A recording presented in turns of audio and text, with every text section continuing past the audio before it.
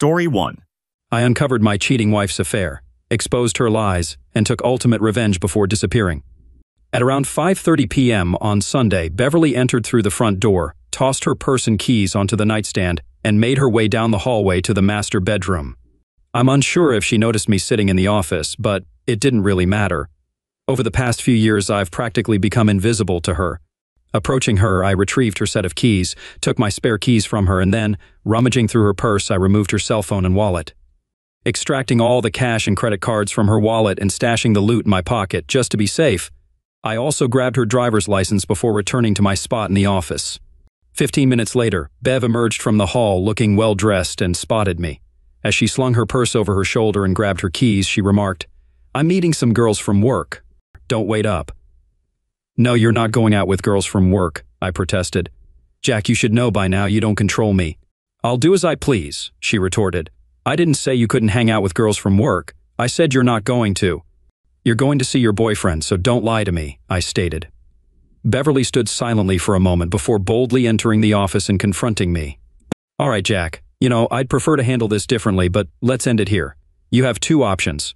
Either salvage what's left of this marriage by granting me some freedom, or face divorce and be cut out of my life." "What's it going to be?" she challenged. "I'll take door number 3, I replied with a smirk. "Don't be childish. There's no door number 3. Either accept that I have a lover now, a real man, or brace yourself for the consequences," Beverly warned. I stood up, walked over to Bev, and pushed her against the wall, removing the engagement ring and wedding rings from her left hand. With my face close to hers and a fierce glare in my eyes, I whispered angrily, "Here's your door number 3. It's my front door. When you leave through it, it'll be the last time you walk out with anything and never return. You won't get another penny of my money. You'll lose your husband, your daughter, your house, your money, your car, and your job eventually." "You're living in a fantasy, Jack," she muttered nervously. "My lawyer will destroy you. Tomorrow, I'll send the divorce papers to your workplace. If you damage me, you'll suffer more than I will." I pulled her away from the wall and dragged her toward the front door, her heels causing her to stumble as she screamed incoherently. Bev struggled to maintain her balance, her composure shattered. Throughout our marriage, I had never laid a hand on her, and she didn't know how to react. As she began to regain her senses in the front yard, I shut the door and locked it, the lock already replaced. Earlier, as Bev left, I made the first of 2 calls. I dialed my 19-year-old daughter's number at college. "Hey, it's Dad. Our situation with your mom has hit a crucial point. Looks like she'll be moving in with her boyfriend, and I need to talk to you about it. Just so you know, I've got our last conversation and tons of past arguments recorded. You can listen to them so you know the truth when she tries to twist things and blame me, which she probably will. Truth is, your mom's been cheating. Not sure how many times, but she's chosen to leave us for this guy. I'll explain more soon, but her boyfriend seems pretty sketchy, so be cautious in your relationship with her." I approached Patty, asking her to return home for the weekend. My intention was to have a conversation and offer her the chance to listen to some tapes if she desired. Thankfully, Patty agreed to come home on Friday. After sorting that out, I reached out to Martha, our neighbor down the block. "Martha, it's Jack," I said over the phone. "If the offer's still good, I'd like to take you up on it. Could you come over in about an hour?" I kept my explanation brief. I felt it was necessary to confide in Martha. Bev and I had met young, married, and soon had Patty. Things seemed good at the start, but Bev's demeanor changed rapidly. She became grumpy, manipulative, and controlling.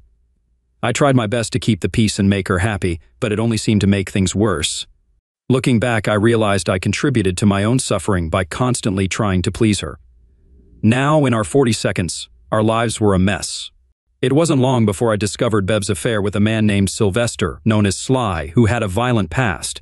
The realization that our marriage was beyond repair brought me a sense of relief, and I began planning my next steps. "I've heard stories where the husband takes half the money," I continued, "but not me. I took every penny I could find, including all the cash in the house. I changed the locks and planned to provoke Bev as much as possible. I knew her well enough to anticipate her reactions. She's dangerous in many ways, but this time, she'd be a danger to herself too. In fact, my planning had started long before I discovered Bev's affair. For years, I had been discreetly recording our arguments. Bev thought the device I always carried with me was a simple MP3 player, but in reality, I was building a library of her outbursts to document her behavior. I knew no one would believe my stories unless I had proof, as she only mistreated me behind closed doors. I wanted to be able to share my experiences with everyone, including Patty, to reveal Bev's true nature. On the Monday following our Sunday argument, I hosted a gathering in the company break room. A prominent banner declared happy divorce overhead with cake and ice cream at the ready. I eagerly anticipated the arrival of the process server. Fortunately, it was a pleasantly plump girl handling the task. Numerous photos were snapped as my Kio workers and I celebrated the receipt of our divorce papers. I even took a picture while accepting the papers, planting a kiss on the server girl's cheek as she sported a festive hat.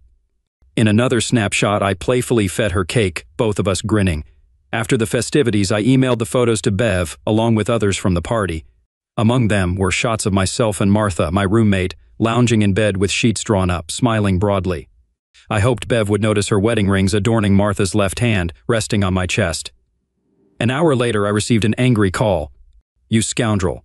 My lawyer will tear you apart after seeing the photos. What a foolish move." "Hardly, Bev. There's nothing inappropriate in these images. No nudity, just pranks between neighbors. Just light-hearted pictures," I countered. "We'll address this later, Jack. I'll swing by the house this evening to retrieve some belongings. It might be best if you're not there. If I'm absent, you won't gain entry. All locks have been changed. If you need anything, be there well before 6:45. Martha and I have plans at 7, and I'd rather not be late. Last night marked the most satisfying closeness I've experienced, and tonight promises to be even better." With that, I ended the call and ignored her subsequent 5 attempts. While I haven't answered all her calls since, I have listened to every message. Unlike other men in similar situations, there was a good chance Bev might slip up or accidentally reveal a secret in her angry messages, and indeed, she did divulge herself several times in the following weeks.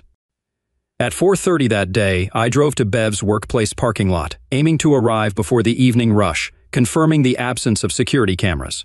What I had to do would be swift. Pulling up beside Bev's car, I circled around her, using wire cutters to sever the valve stems on all her tires. Oh, she'd certainly be enraged, and there'd be no fixing them in time to make it home by 6:45. However, it was around 6:35 when she appeared. Evidently, she'd been out with someone, desperate to return home. Having seen receipts for clothing she hadn't brought home, I knew she must have had plenty stashed at her lover's.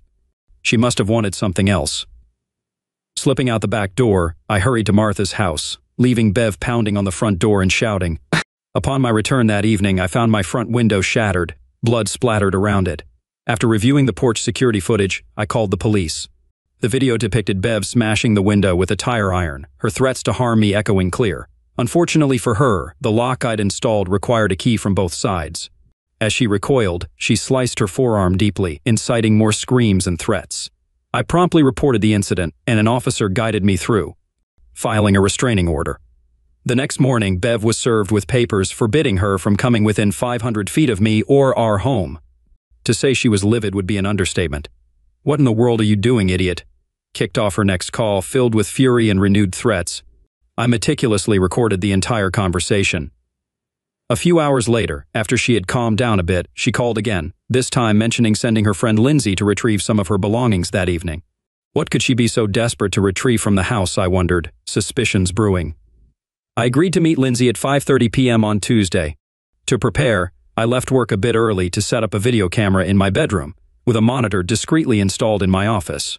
Lindsay arrived promptly, and I greeted her warmly. While she packed some clothes into 2 black plastic trash bags, I sat on the bed observing. Lindsay looked at me nervously and then requested water from the kitchen. I smiled and left. Upon glancing at the monitor, I noticed Lindsay pulling a shoebox from the closet and placing it into a bag nearby. She then resumed selecting clothes.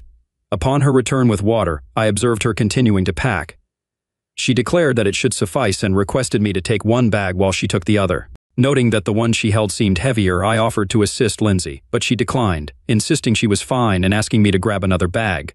As she began to fidget and move towards the door with her package, I questioned if there was anything in the package I should be aware of.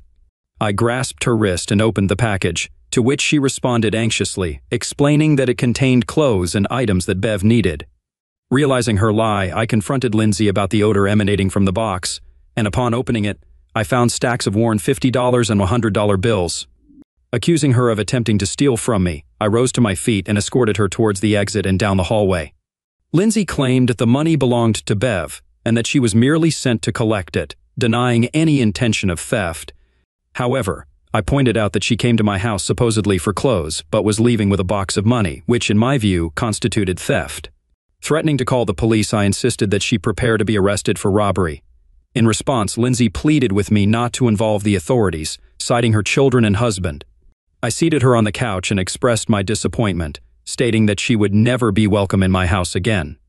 Despite her protests and tears, I made it clear that if she wished to make amends for her wrongdoing, she had only one chance. You'll leave this house and inform Bev that I caught you stealing. Then, you'll report everything you hear or see to me, especially regarding our divorce or her relationship with Sly. You divulge anything about our arrangement, and I'll call the police. Bev made a terrible mistake getting involved with this loser, and you'll ultimately help her leave him. I informed Lindsay that if she cooperated with me, I had the entire incident on video, and I could call the police and file a report against her at any time. Reluctantly, Lindsay agreed to act as my informant. As soon as she departed, I took the box of money and walked to Martha's house at the end of the block. She agreed to conceal it for me until I could safely stash it somewhere beyond Bev's reach. I knew the likely source of the money. Bev's Aunt Mabel, known for her stinginess, passed away a few months ago, leaving Bev as her sole heir. While I knew Aunt Mabel had left Bev a small rural cottage, there was never any mention of money. It seemed that when Bev inspected the cabin after the will reading, she stumbled upon her aunt's hidden cash. When my wife Bev called enraged and screaming, I recorded the conversation cautiously. "This money is mine, Jack. I want my damn money," she yelled. "Bev, I'm not sure what you're talking about. I caught Lindsay trying to pay for money from my nightstand. This is mine. You know exactly what I'm referring to. The money in the shoebox is mine. It's from Aunt Mabel." I retorted, "Maybe Lindsay found some money in a shoebox, but if so, she likely took it and kept it for herself. I don't have it. And if you had money here, unknown to me, you didn't report it on your taxes last year. I've reviewed our tax returns. You're welcome to involve the police, and then we'll inform the IRS about this money, letting them handle your tax evasion." She snapped before hanging up. I felt a need for retaliation. I'd pushed Bev's buttons too hard for her to simply disappear. Restricted by a restraining order from leaving her house, I anticipated she might retaliate against me through my car, considering I'd previously vandalized hers. Hence, I had a dashboard-mounted camera installed, but it wasn't sufficient. If she chose that route, I wanted clear footage. Thus, when I parked in front of the garage on Wednesday morning, I set up an exterior camera, discreetly positioned. It streamed video to my desk. Accessible an hour before lunch, I watched on my laptop as Bev parked behind my car, got out and began smashing it with a hammer, shattering windows and denting panels. The sight of her breaking the windshield and yelling sent a shiver down my spine. I dialed emergency, and a police car awaited her as she left the driveway. Presenting the video evidence of my damaged Toyota, the authorities arrested Bev, recognizing her actions as a criminal offense. The resisting arrest charge was an added bonus. As she was led away, her pleading eyes met my silent stare. Bev's divorce lawyer phoned me Wednesday, notifying me of a court hearing regarding access to the money withdrawn from our joint accounts, set for Thursday at 10 a.m. I arrived at 9:50 wondering if Bev had posted bail. She entered with her lawyer, wearing a smug expression. Addressing the judge, her lawyer asserted, "Your Honor, my client was denied access to the shared bank accounts after she filed for divorce. Her husband illicitly emptied them. We're requesting a 50-50th split." "Mr. Reynolds, would you like to address the court?" asked the judge. "Yes, Your Honor. My wife, who has been unfaithful, has been withdrawing her own funds from our joint accounts for months. The money I withdrew was fair compensation since I cover rent and bills. She abandoned our marriage to be with her affair partner." Bev rose, objecting, "That's untrue. He drained our savings and checking accounts, leaving me with nothing." Her lawyer intervened, guiding her back to her seat for a brief conference, while I presented documents to the judge. "Your Honor, these bank statements cover the last year. You'll see highlighted amounts, including Bev's salary up until a few months ago, along with periodic bonuses. Then, about 6 months ago, her deposits ceased, including her bonuses. I have a recorded conversation with her HR confirming her direct deposit switch to her personal account.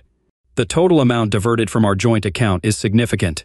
It's evident my unfaithful wife possesses substantial wealth obtained from our marriage." The judge scrutinized the bank statements and then addressed Beverly. "Do you have any response, Miss Reynolds?" Her lawyer rose cautiously, stating, "Your Honor, even if my client has personal funds, Mr. Reynolds is still obligated to provide her with her fair share." "Well, counselor, I don't appreciate deceit. Miss Reynolds claimed she was destitute, yet she entered with you." It's clear she was financially supported from marital assets, deceiving her husband and the court. Since Mr. Reynolds covers expenses from his own funds, there's no reason to alter the financial arrangements. Property division will be addressed in the final divorce decree. Case closed. As I left, Bev confronted me in the hallway. I began noting her threats. Bev, you're violating the restraining order. I'll contact the police if you don't leave. By the way, how was jail? Ready for more time there? You're facing criminal charges. Though she seemed ready to retaliate, I continued toward the exit. She stood, fists clenched, face flushed. Later that evening, I went to a different bar, where I had previously encountered an intriguing man named Zeke. Fortunately, he was there. I greeted him and asked if he remembered me, to which he replied that my name wasn't important. Zeke then mentioned that he still had the beat-up car. Expressing his disdain for the car, he explained that his wife had taken the good one when she left with her new lover. He complained about the broken air conditioning and his inability to afford a replacement. I inquired about his car insurance and suggested that if he followed my advice, I might be able to help him get something better. Zeke responded by saying he was listening. Let's imagine you're driving down 38th Street and suddenly a gray cat dashes out in front of you.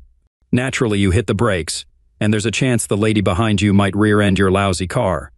At speeds over 15 miles per hour, your car could end up totaled, but as long as you're firmly against the headrest with your seatbelt on, you should be okay. Insurance will take care of the damages. Plus, you could at least afford a car with air conditioning. But what if the lady who hits me gets injured? I can't do that to her. Well, I can assure you, she'll be an unfaithful wife, and there won't be anyone else in her car if you follow my instructions. What do you think about that? Oh man, that would be great. I can't stand cheaters and I definitely need to get rid of this car. Park at the corner of 38th and Ling by 5 p.m. tomorrow. Keep an eye out for a blue Miata leaving the parking lot and heading your way. Pull out in front of it. She doesn't like passing other cars, so drive a block or so until she's tailing you. Then you'll spot a cat darting across the road. Get ready and hit the brakes hard. Just stay in the car. Afterward, dial emergency and mention a possible neck injury. And by the way, we've never met. I won't be back in this bar, and we don't know each other. Dude, I'm colder than the AC in your new car. On Friday, I left work early to meet my daughter at home, as planned. She finished her classes and returned on Sunday evening. We discussed the divorce situation, and I played her a recording of my conversation with her mother about door number 3. Patty was stunned by her mother's ruthless tone and demands. Then I shared recordings from the past 2 years, revealing a side of Bev she'd never known. What do you know about the guy Mom's with, Dad? I know he's trouble, and I want you to steer clear of him. If you must meet your mom, make sure it's in a public place. I don't know what he's capable of to get to me.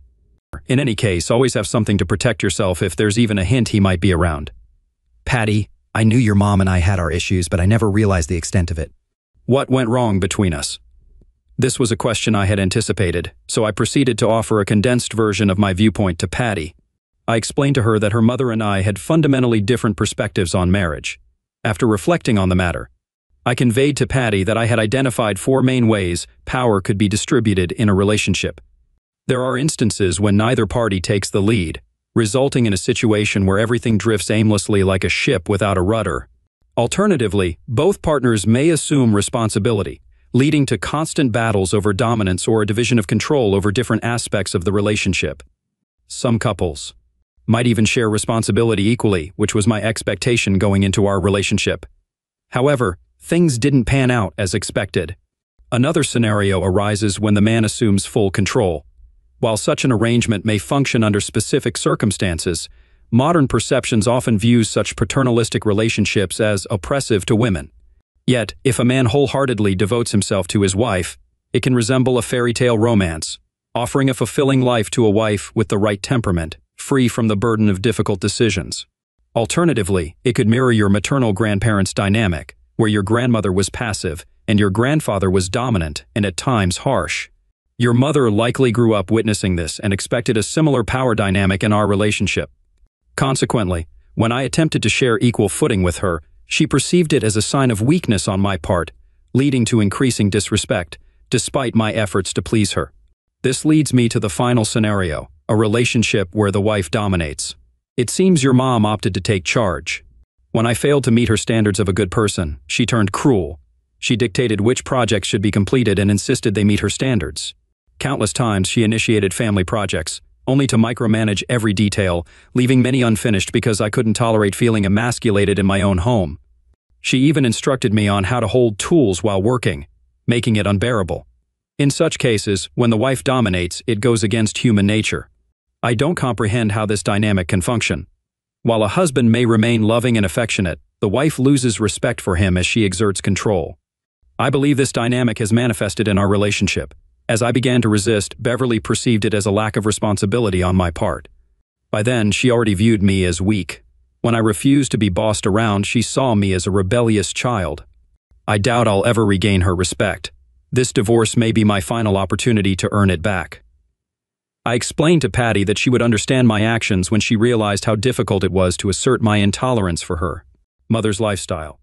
I advised her that when making significant decisions in her future relationships, such as starting a family or choosing careers and homes, it was crucial for mutual respect to prevail. I emphasized the importance of both Patty and her partner understanding what to expect to avoid the unhappy situation Beverly and I found ourselves in. In response, Patty assured me that she would keep my advice in mind and promised to consider it. Shortly after, the phone rang. "Mr. Reynolds, this is Memorial Hospital. Your wife was in a car accident. She's stable and not severely injured, but she'll be with us at least for the night." Patty and I drove to the hospital, and I allowed her to enter the room first. She didn't stay long, and afterward I requested to speak with Bev alone. When she emerged wearing a gloomy expression, I suspected Patty had spoken harshly to her. "God, you look terrible, Bev," I remarked with a slight grin. "What a dreadful week, huh? First you lose your marriage, husband, and home. Then you get served with a restraining order and arrested for a felony. Next you lose some of your expected money, and now your car is totaled. And you're here in the hospital with a broken wrist and a bruised face from the airbag. Seems like this divorce is turning out much better for me." "Freak you," she retorted. "Oh, Bev, where's your old sly charm? Has he come to visit yet?" "Don't worry, he's probably busy with one of his other 2 women right now." Her complexion turned pale. "You probably didn't know about the others when you started all this, did you? Well, looks like you know now. I wonder how long it will be before he wants you to serve one of them. I never thought of you as a people pleaser, but that might be a good skill to learn, considering how much you'll need it in prison. I'm not going to jail. My lawyer will get these false charges dropped." "Really? You crash my car and threaten my health and you think you'll get off easy?" "Because when I spoke to the DA, he made it clear he's gunning for you. He's got photographic evidence and an upcoming election to win. Now he's aiming to look like a hero cracking down on crime. I believe he'll push for the maximum penalty." She simply sat there staring at me. "By the way, did you decide which car insurance company to contact?" I asked. "Car insurance? What are you talking about? We still have the same old—" "Wait, so you didn't bother getting insurance this week? When you filed for divorce, I removed your car from my insurance. You must have known about this, considering you insisted on having only your name on your Miata. If you didn't get insurance this week, you're in serious trouble. You'll face fines, towing costs, and 3 years of payments. That Miata may end up in a junkyard while you're still paying for it, and since you won't have a job after your felony conviction, you may not need another car. Plus, you'll likely have to cover the medical bills for the guy you hit, and his insurance company will demand payment for the damages. Damn it. But at least you have your own medical insurance, right? I'm on yours." No, I removed you from my health insurance on Monday. Didn't you take care of that too? Baby, you're in big trouble. The ambulance ride, ER visit, x-rays, doctor's fees, cast for your arm, hospital stay, and follow-up care will cost thousands and thousands of dollars. Hey, speaking of medicine, the other day I was reminiscing about when you fell ill a couple of years back. Remember? I took a week off to care for you. I held your head while you were vomiting and cleaned up everything afterward when you couldn't make it to the bathroom in time. I called the doctor and went to the pharmacy to get you medicine. Then a week later, when you felt better, you started scolding me again, insulting me and calling me names. I wonder how well old Sly will take care of you next time you're sick. Well, it's time for me to call Sly now that you think he's done with his other woman. I wish you a good life." As I left, Beverly sat there crying, but I didn't care anymore. Everything went on as usual for some time. I kept in touch with Lindsay occasionally. She started worrying about S's influence over Bev, and gradually, Lindsay distanced herself from her. Then, one evening, as I returned home and headed to my front door, I was attacked on the lawn. I was cautious about possible attacks, but I didn't see this one coming. A guy wearing a ski mask knocked the wind out of me, twisted my arm behind my back, and demanded I give him the box of money and tell the DA to drop the charges. I felt helpless but still had the car alarm remote in my hand. I pressed the panic button, setting off the alarm. Sly got furious, hit me again, and then ran off quickly as the neighbor's porch lights turned on and people started looking out. I yelled for someone to call emergency, and a police officer arrived a few minutes later. I wasn't injured enough for an ambulance, and Sly was long gone. None of my neighbors could identify him, so he escaped punishment for the attack. An even bigger shock came when I told my daughter about it the next day. "Dad, I didn't want to tell you, but I also had an encounter with Sly. Mom called me to talk. I agreed, but insisted we meet away from his apartment. She asked me to pick her up, but when I arrived, she sat me down on their couch. Then Sly came out and talked to me. He said since Mom wasn't coping well with her injuries in bed, I would have to tend to his needs. He claimed she owed him, and I would have to pay for it. I looked at my mother, and she just stared at the floor without saying anything. Sly told me to make her comply. Mom looked at me and pleaded, saying, 'Please, baby, stay with him. It won't be that bad, and I really need you to do this for me.' He then approached me, grabbed my wrist, and tried to force me to stand up, saying we were going to the bedroom. With my right hand on the pepper spray in my purse, I sprayed it in his face. When he pulled away, he screamed, grabbed his face, and I grabbed my purse, attempting to pull my mother out the door, but she resisted and went toward him. I yelled at her to come with me, but she chose to assist him in the bathroom, so I left. I can't believe my own mom tried to set me up with that idiot. I don't know if I can ever forgive her for this. I was boiling with anger, like any father in my situation, contemplating my Beretta in the bedroom. I almost reached for it. After a while, my daughter reassured me, confirming she wasn't damaged and advised me to consider the future. I made Patty promise not to walk alone until after the trial, and always to have protection with her. She agreed to only date fellow students and never be alone in public. Gradually, I regained my composure. Sly urged me to talk to the DA, but he didn't anticipate the conversation I had. I presented a recording of my daughter discussing Sly and reminded him of S's attack on me. The DA inquired if I'd consider leniency toward Bev or dropping the charges. Absolutely not. I insist on seeking the maximum penalty. Bev is under the control of this manipulative person, and separating them is the only way to help her. A stint in prison might straighten her out. The district attorney agreed, and the trial proceeded. I felt fairly confident at home and work, but there were moments of vulnerability, especially when entering or leaving the garage. However, I was cautious during my commute. Our house sits about 10 miles down the ranch road, with only one turnoff in the next 15 miles. I was well aware of other potential danger zones during the long drive home. I always had my Beretta with me. One evening, a few days before Bev's trial, I noticed headlights of a pickup truck behind me about 2 miles from home, sending shivers down my spine. Soon, it was tailgating me aggressively, just 20 feet from my rear bumper, going 55 miles per hour. I called emergency on my phone and activated the voice recorder. As I accelerated to 70 miles per hour, the pickup kept pace. Frantically, I requested the emergency operator to contact the detective investigating my assault. The truck continued to tail me for another 5 miles.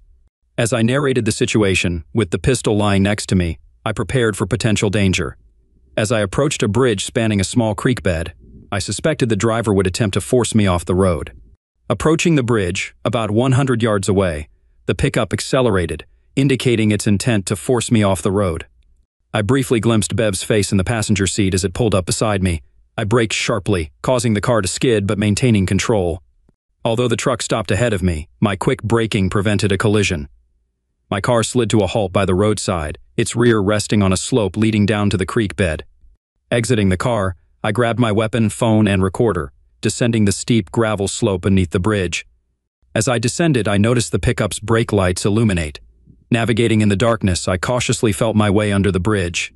Despite the risk of encountering a rattlesnake, I was more concerned about other dangers. Breathing heavily, I sought a secure hiding spot, eventually stopping and tilting the Beretta. I waited anxiously but heard nothing for a while. Cell phone contact with emergency was lost. Attempting to redial in the dark proved futile due to poor signal reception. I was stuck, uncertain if help was on the way. At least the ominous growl of the pickup truck overhead was absent. I resolved to remain stationary, prepared to spend the night there if necessary.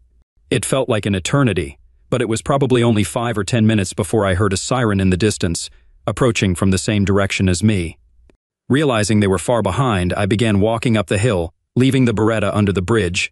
Raising my hands as I approached the road, I implored the arriving police not to shoot. Observing 2 cars parked across the road blocking both lanes, I heard sirens from the other side and saw a pickup truck heading back to the bridge. I stumbled and fell into the mud. While my view was limited, I heard the pickup screech to a stop, and officers ordered the driver to exit and lie on the ground. Other police cars following the pickup stopped behind it. Soon, Bev and Sly were in custody on attempted manslaughter charges. Though deeply worried, I returned home, showered, and attempted to sleep, to no avail. When your spouse faces multiple felonies, divorce appears remarkably straightforward. The judge expressed sympathy, and Bev and her lawyer offered little resistance, desperate to minimize her prison sentence. Bev proposed conceding virtually everything in the divorce for assistance in reducing her punishment. During the sentencing hearing, I testified to Bev's prior virtues before falling under S's influence. I expressed a willingness to forgive her over time for attempting to end my life, omitting her likely infidelity and years of torment. I could not interpret her facial expression in court, nor did I speak to her directly. Ultimately, Sly received a lengthy prison sentence. I hope he shares a cell with a burly inmate named Bubba, who finds him particularly appealing. The judge showed more leniency towards Bev, but she won't be eligible for parole for at least 3 years. So, it's been approximately 4 years since Bev was incarcerated. The DA's office informed me that she was granted parole about a year ago. I kept waiting to hear from her, knowing she's not in contact with Patty. Revenge seemed promising, but it didn't live up to expectations. I found myself unable to stop dwelling on everything that had unfolded so unexpectedly. I reached out to my ex-wife. "Bev, this is Jack. I have something of yours, and I want it back." I phoned the rehab center where Bev resided now. For a few moments, there was no response. "Beverly, I want to give you a shoebox. Can you hear me? Can we arrange to meet so I can return it to you?" I thought she might hang up, but finally she responded. "Where? When? I don't care." We agreed to meet at a neutral location, like a restaurant, or she could come to my house. I suggested Sunday. "Are you free on Sunday?" After a brief silence, she replied, "I'll be there on Sunday at 2 p.m. The phone rang. How does one prepare to confront their ex-wife, the mother of their child, the woman who attempted to eliminate them, and a convicted felon? I made lemonade and cookies. When Bev arrived, neither of us attempted to shake hands or hug. We exchanged greetings, and I motioned for her to enter the office. Her hair was much shorter than before, and her eyes were stern. She wasn't wearing much, if any, makeup. Now, at 50 years old, she looked 65. There were drinks, cookies, and a shoebox on the coffee table. She sat down opposite the sofa, and I offered her soft drinks, which she refused. Did she really suspect that I would try to poison her? Well, if you don't want lemonade and cookies, then I suppose all you need is the shoebox and whatever else we have to say to each other. What's the catch, Jack? What do you want instead? Is there anything left? She remained very suspicious. There's no trick, Bev. It's all there, except for a few thousand that I contributed with an equal amount of my own money and gave to Patty as a down payment for her house when she got married. If you wish, she can start returning your share at your convenience. I simply gave her my portion. I could see from Bev's expression that she didn't know Patty was married. Patty has been married for 2 years, and you're already a grandmother. I sensed the tension in her eyes as she struggled with her emotions. The little girl's name is Shannon Beverly Evans. Shannon is the name of her other grandmother. Bev's eyes filled with tears despite her best efforts. Bev, I know you haven't spoken to Patty in a while. There must be a way for you to reconnect. If you want, I can facilitate that. Beverly nodded, tears now streaming down her cheeks. I reached for the box of tissues I had placed on the coffee table. I'll give you the abridged version of our story, if you're not ready to leave just yet, I said gently. She wiped tears from her cheek and tried to compose herself. Patty found a great guy named Stan Evans. He's into computers and networks. They seem to click really well. She's a fantastic mom and they're deeply devoted to each other. Martha and I didn't last long. She's too young for me, and she just needed me temporarily until she could get her life back on track. She found someone else and moved on. I date occasionally, but I end things if it gets too serious. I'm better off solo. I'll stick to being single. There was silence for a while.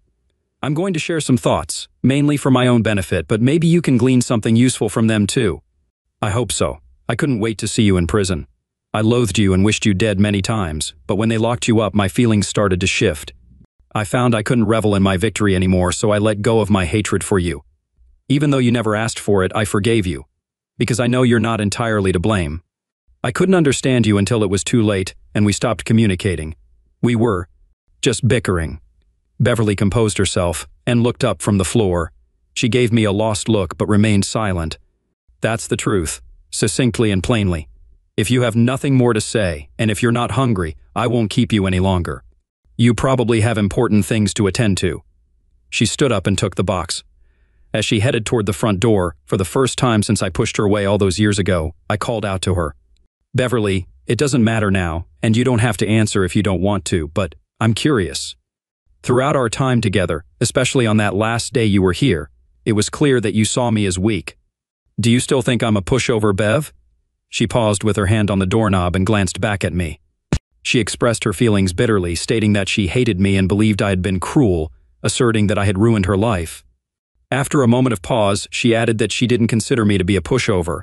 Following this statement, she disappeared from my life permanently. Story 2. My girlfriend asked for an open relationship out of nowhere, and now she's regretting it big time. I, 27 male, had been together with my girlfriend, 27 female, for 3 years. Stable relationship and no red flags from my point of view. Last Saturday, she asked for an open relationship. Her reasoning was we did not get to enjoy ourselves in the past, and it could help us strengthen the intimacy and love. I rejected it, and she seemed unhappy after that. I'm not going to lie, an open relationship suggestion out of nowhere is a huge red flag for me and means probably there is someone else she has in mind already. I've been cheated on in the past and made it very clear that I want a monogamous relationship before being exclusive. Her suggestion made me mental for a few days. I want to break up with her. I do love her, but she opened Pandora's box, and I am not sure if I can trust her in that relationship. It will not be healthy for both sides. Would I be the a-hole if I leave the relationship without trying to salvage it? I tried saving my old relationship when there were trust issues, and it did not work. I just do not want to harm my psychology struggling at the same time. I doubt myself because I love her, and it's a 3-year-old relationship. Here's a question that was asked in the comments. Has she been complaining about the lack of intimacy? No, I asked if it's related to that, but she said no. It's not about quality either. We both live with our families and still have 3 to 4 times intimacy a week after meeting up. There is no consensus yet on am I the a-hole, but top comments were not the a-hole. Update post, February 15th, 2024. 2 days later, I made a post 2 days ago about my relationship situation on the subreddit. I want to thank everyone. I took my time reading most of these comments, and there were some really useful advices. Here's the original post. I talked to her yesterday and broke up with her. I told her I thought about her proposal and wanted to ask her a question. I basically asked why she proposed an open relationship out of nowhere. She said she heard it from friends of hers and would like to try it to strengthen our relationship. I asked her if she had someone in mind already. She said no. I thanked her for her answers, but I stated I wanted a strictly monogamous relationship. Also, I told her how my trust for the relationship was shaken after her proposal, and I wanted to break up with her. Wished her the best and prepared to leave the table. She got angry, a bit too angry at me. She called me insecure and called me every name possible in the book. I left the table quickly after hearing these and went back home. She started calling me, texting me in an angry tone, and I just had to block her. We both live with our families, so the breakup was quickly done. No need to take my belongings from the shared home or anything.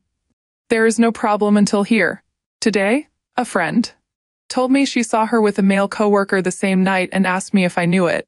I told her we broke up yesterday, so yes, she definitely had someone in mind. It does not hurt as much as I thought it would. Maybe it's because I was ready for such a thing. Maybe my mentality changed after the last time I got cheated on. My mindset is all about moving on and not worrying about things I cannot control anymore. Had she been cheating during the relationship or not, I do not care to know. All I can do now is to move on and live my best life. I have a trip to South Korea this month and I want to enjoy it. Thanks for all the advice, Reddit. Take care. Looks like someone left Pandora's box open and now all the demons are out to play. I mean, proposing an open relationship out of the blue, that's like suggesting a vegan diet to a lion. It's just not going to fly. And then getting angry when the other person decides they're not up for it? Talk about adding insult to injury, but hey, at least now you can see clearly through the fog of love. She wanted to open a relationship, you wanted to close the door on her. Sounds like a classic case of irreconcilable differences. And let's not forget the cherry on top, catching her red-handed with a coworker on the rebound. But you know what they say, once bitten, twice shy? You've been through this rodeo before, and now you're ready to ride off into the sunset, solo style. What would you have done? Next up, a friend turned foe. My best friend and I have been training partners in Brazilian Jiu-Jitsu for over a decade. We're both high-level practitioners. He's a black belt and also one of our school's coaches. I'm just a brown belt who trains several times a week. My buddy, let's call him Chance, has been coaching beginners classes for the last 2 years. Chance is in his early 50 seconds, me in my early 40 seconds. So last year, a young couple decides they want to try jiu-jitsu, and they have to go through Chance's basics class. They instantly fall in love with it. Jana, 26 female, and Tanner, 28 male, are there for the basics class 3 to 4 times a week. They've even decided to start taking private lessons from Chance on the weekends. Within 3 months, Jana and Tanner split, but are still showing up to the classes and taking privates, just separately now. Come to find out, Jana started throwing the F me eyes at Chance at every opportunity, and Chance, being the man whore he is, couldn't resist. Needless to say, that was kept very hush-hush over the last few months. About a week ago, Chance tells me that he had to call the cops on Jana because he was trying to distance himself from her. And she had subsequently broken into his house and started breaking crap. So naturally, he caused the cops to have the incident documented but decides not to press charges.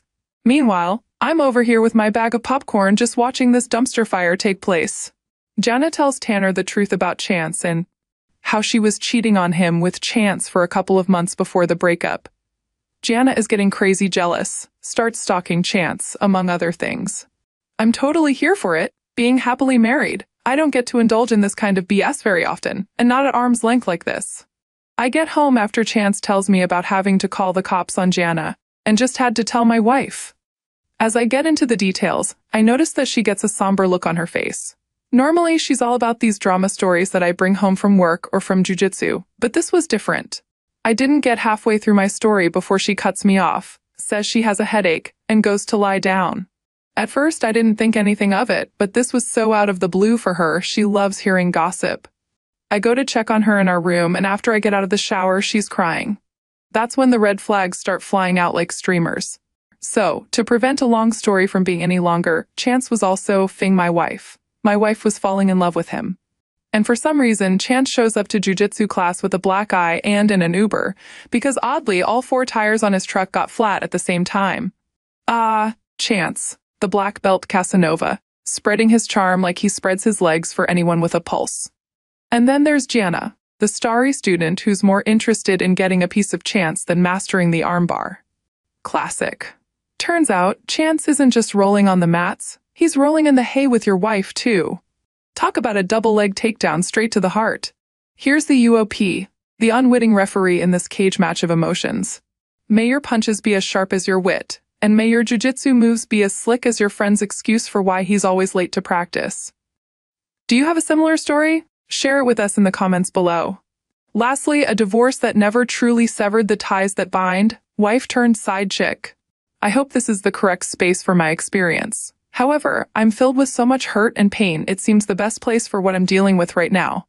I'm 36 female, and I made the decision 2 years ago to divorce my ex-husband due to inconsistencies in our marriage when it came to progressing our lives forward financially.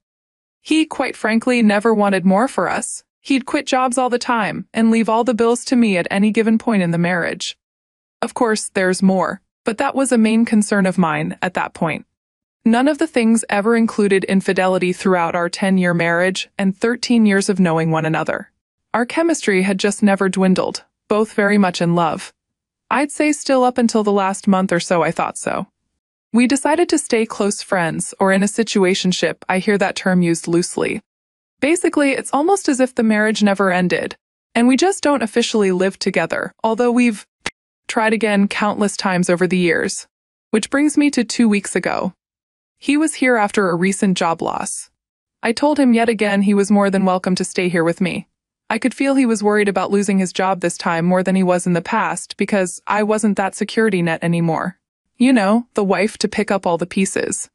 This day, I walked over to console him, a simple hug and a peck on the cheek before I left for work while he was sitting at my computer desk. I leaned for the kiss, his phone rings on silent, and an unfamiliar woman's name popped up. He quickly grabs my face with both his hands and plants a big kiss on my lips instead, telling me, "I love you so much." As my eyes are diverted down from the screen of his phone, he uses his arms to try to conceal what I am seeing, but it's too late. In that moment, my heart stops before it drops out of my chest into my gut. I'm panicked, but I try to calmly leave the room. I didn't want him to see the emotions on my face, so I play his game. I say, "Wow, thanks for the kiss." And I walk into the bathroom with the lights off, heartbroken because this isn't the first time she's called.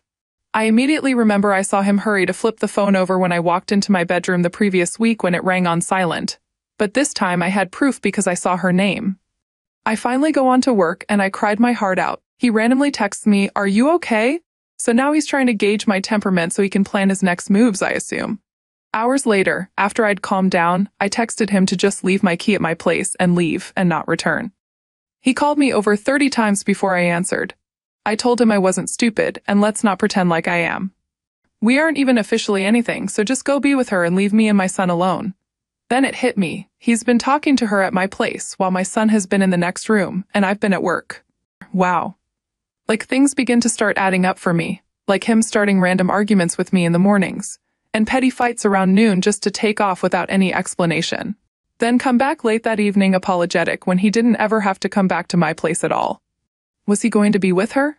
His sudden interest in pay-per-view fights that in a 10-year marriage I've never heard him speak about liking? He'd leave at 7 p.m., 8 p.m., 9 p.m., come back to my place at 1 a.m. or 2 a.m. from watching. Was he going to be with her? Also, when he's not at my place, his inability to text consistently, or him in my place behind my back texting in bed late at night, was he with her or texting with her?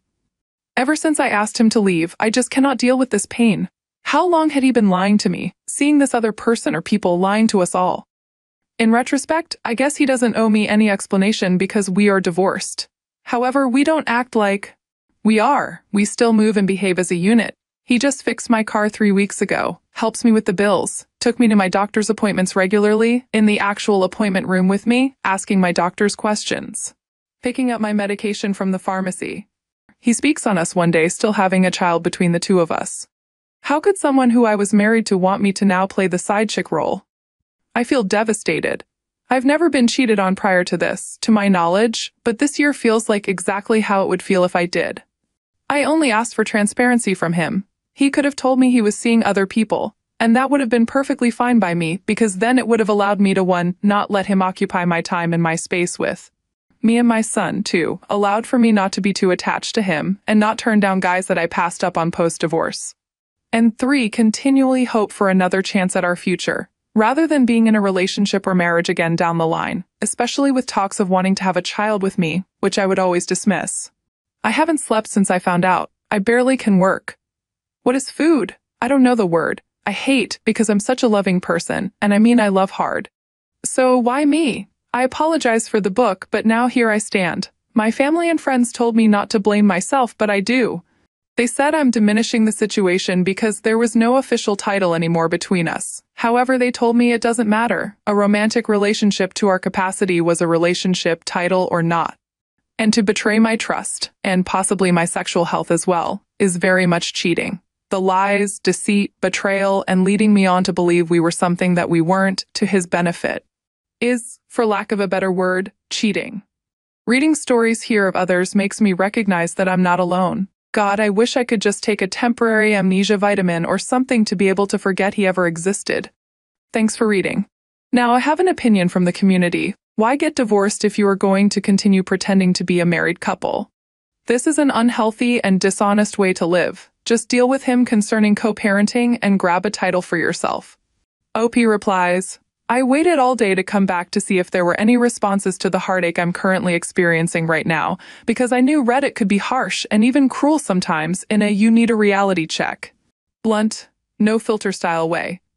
I also didn't expect much sympathy under a thread titled Surviving Infidelity either, since now I'm the one on the stand for questioning. The answer is simple, just love, no pretending. I just loved him, and we were hoping to possibly reconcile our relationship or marriage along the way. I did not recognize that was unhealthy or dishonest, but you're absolutely correct. He's clearly moved on with someone new, probably beautiful and amazing now, so I'll go grab me a life of my own as well, like you stated. Thanks for reading, and I appreciate your response. We've got ourselves a case of divorce, but not really. First off, let's give a round of applause to your ex-husband for his Oscar-worthy performance in the role of I'm totally committed to you, but also totally committed to someone else. Bravo, buddy, bravo. And let's not forget about your stellar performance in the role of, I'll just ignore all the red flags and keep on loving you. Hey, we've all been there, right? Nothing like a good old-fashioned case of denial to keep the heartbreak at bay. But fear not, dear P, for you are not alone in this cesspool of betrayal and broken promises. You've got Reddit at your side, ready to offer a reality check wrapped in a blunt, no-filter package. Because sometimes, tough love is the only kind of love that can break through the fog of denial and get you back on track. What do you think of this? And thank you for joining us today. Okay, it's a lengthy one, so bear with me. This situation unfolded around 2 weeks ago, and I've shifted from complete trust in her to profound doubt. I met my wife when I was 19, and our love blossomed rapidly. She had a 4-month-old child from a previous relationship, and the father hasn't been in the picture since I've known her. Despite my childhood dream of being a father, a genetic disorder led us to opt for adoption, which suited me just fine. Since then, we've been living like an ordinary family every day. We got married last year. While she wasn't particularly close to her family, she did have a pair of cousins she was somewhat connected to. I enjoyed getting to know them, and they seemed like decent people. She mentioned that one of them, let's call him Max, tried to kiss her when they were 12 and 13, but she brushed it off as him being a foolish kid. We see him every Christmas, and he appears to be a normal guy. I liked him because compared to her other family members who are quite formal, he's down to earth. Recently, they've reconnected and attended a few family functions. Since we share one car and I needed it for work, he picked her up for these occasions.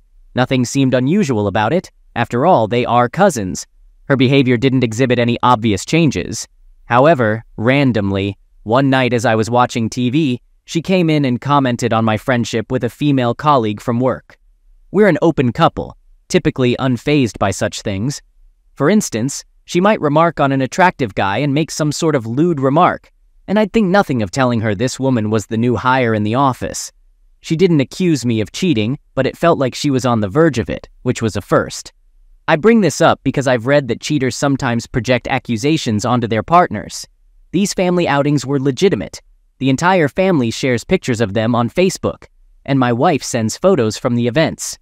There were 2 of these gatherings, and each time my wife came home, she seemed robotic. Our intimate life appeared normal, if not quieter than usual, but due to her depression, she occasionally becomes distant. When I asked if she was doing all right, she attributed it to her mood fluctuations. 2 weeks ago, she left for work, and since it was my day off, I puttered around the house, dropped our son off at school, and came home to check my email. On Facebook, I noticed a message from her cousin. We had recently discussed going to see a farm team baseball game, so I assumed he was getting back to me. The message read, "I'd like to see you on your knees." I was confused until I realized my wife was still signed in, and he was addressing her. I wanted to confront him. I immediately rushed to read through their chat log, discovering his inappropriate advances, despite her repeated statements like, "But I'm married," and "No, I'm married." These refusals seemed hesitant, as if she were saying no out of obligation rather than desire. I was disgusted and utterly shocked. However, since none of them mention anything happening yet, and she is denying him albeit kindly, I can't exactly say she's cheating. When she got home and our son was put to bed, I confronted her about the situation. She instantly broke down into hysterics and tears, saying things like, "I didn't do anything. I didn't know how to tell you. I was just hoping he stopped." Both of us have suffered childhood ravistation from family friends, attended years of therapy for it, and for that reason, we have very good communication skills regarding comfort, boundaries, and expressing ourselves about unwanted advances. I love her, and I wanted to believe her, but the way she didn't tell me and acted seemingly normal leads me to believe something else was going on. I told her I believed her and asked if I could message him to tell him to back off and express my disgust, or if she preferred to handle it herself. Initially, she expressed that she would tell him that I knew and not to contact her, but her resolve cracked as she was confident this would just stop.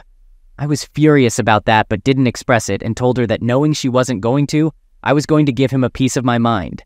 This is my wife, and if she's being intimidated, I will end it. And if she's not being intimidated, she's cheating on me. So I messaged him. He saw it but made no reply. The wife insists I should have allowed her to handle the situation, but I explained there was no way I could stay silent in the face of this.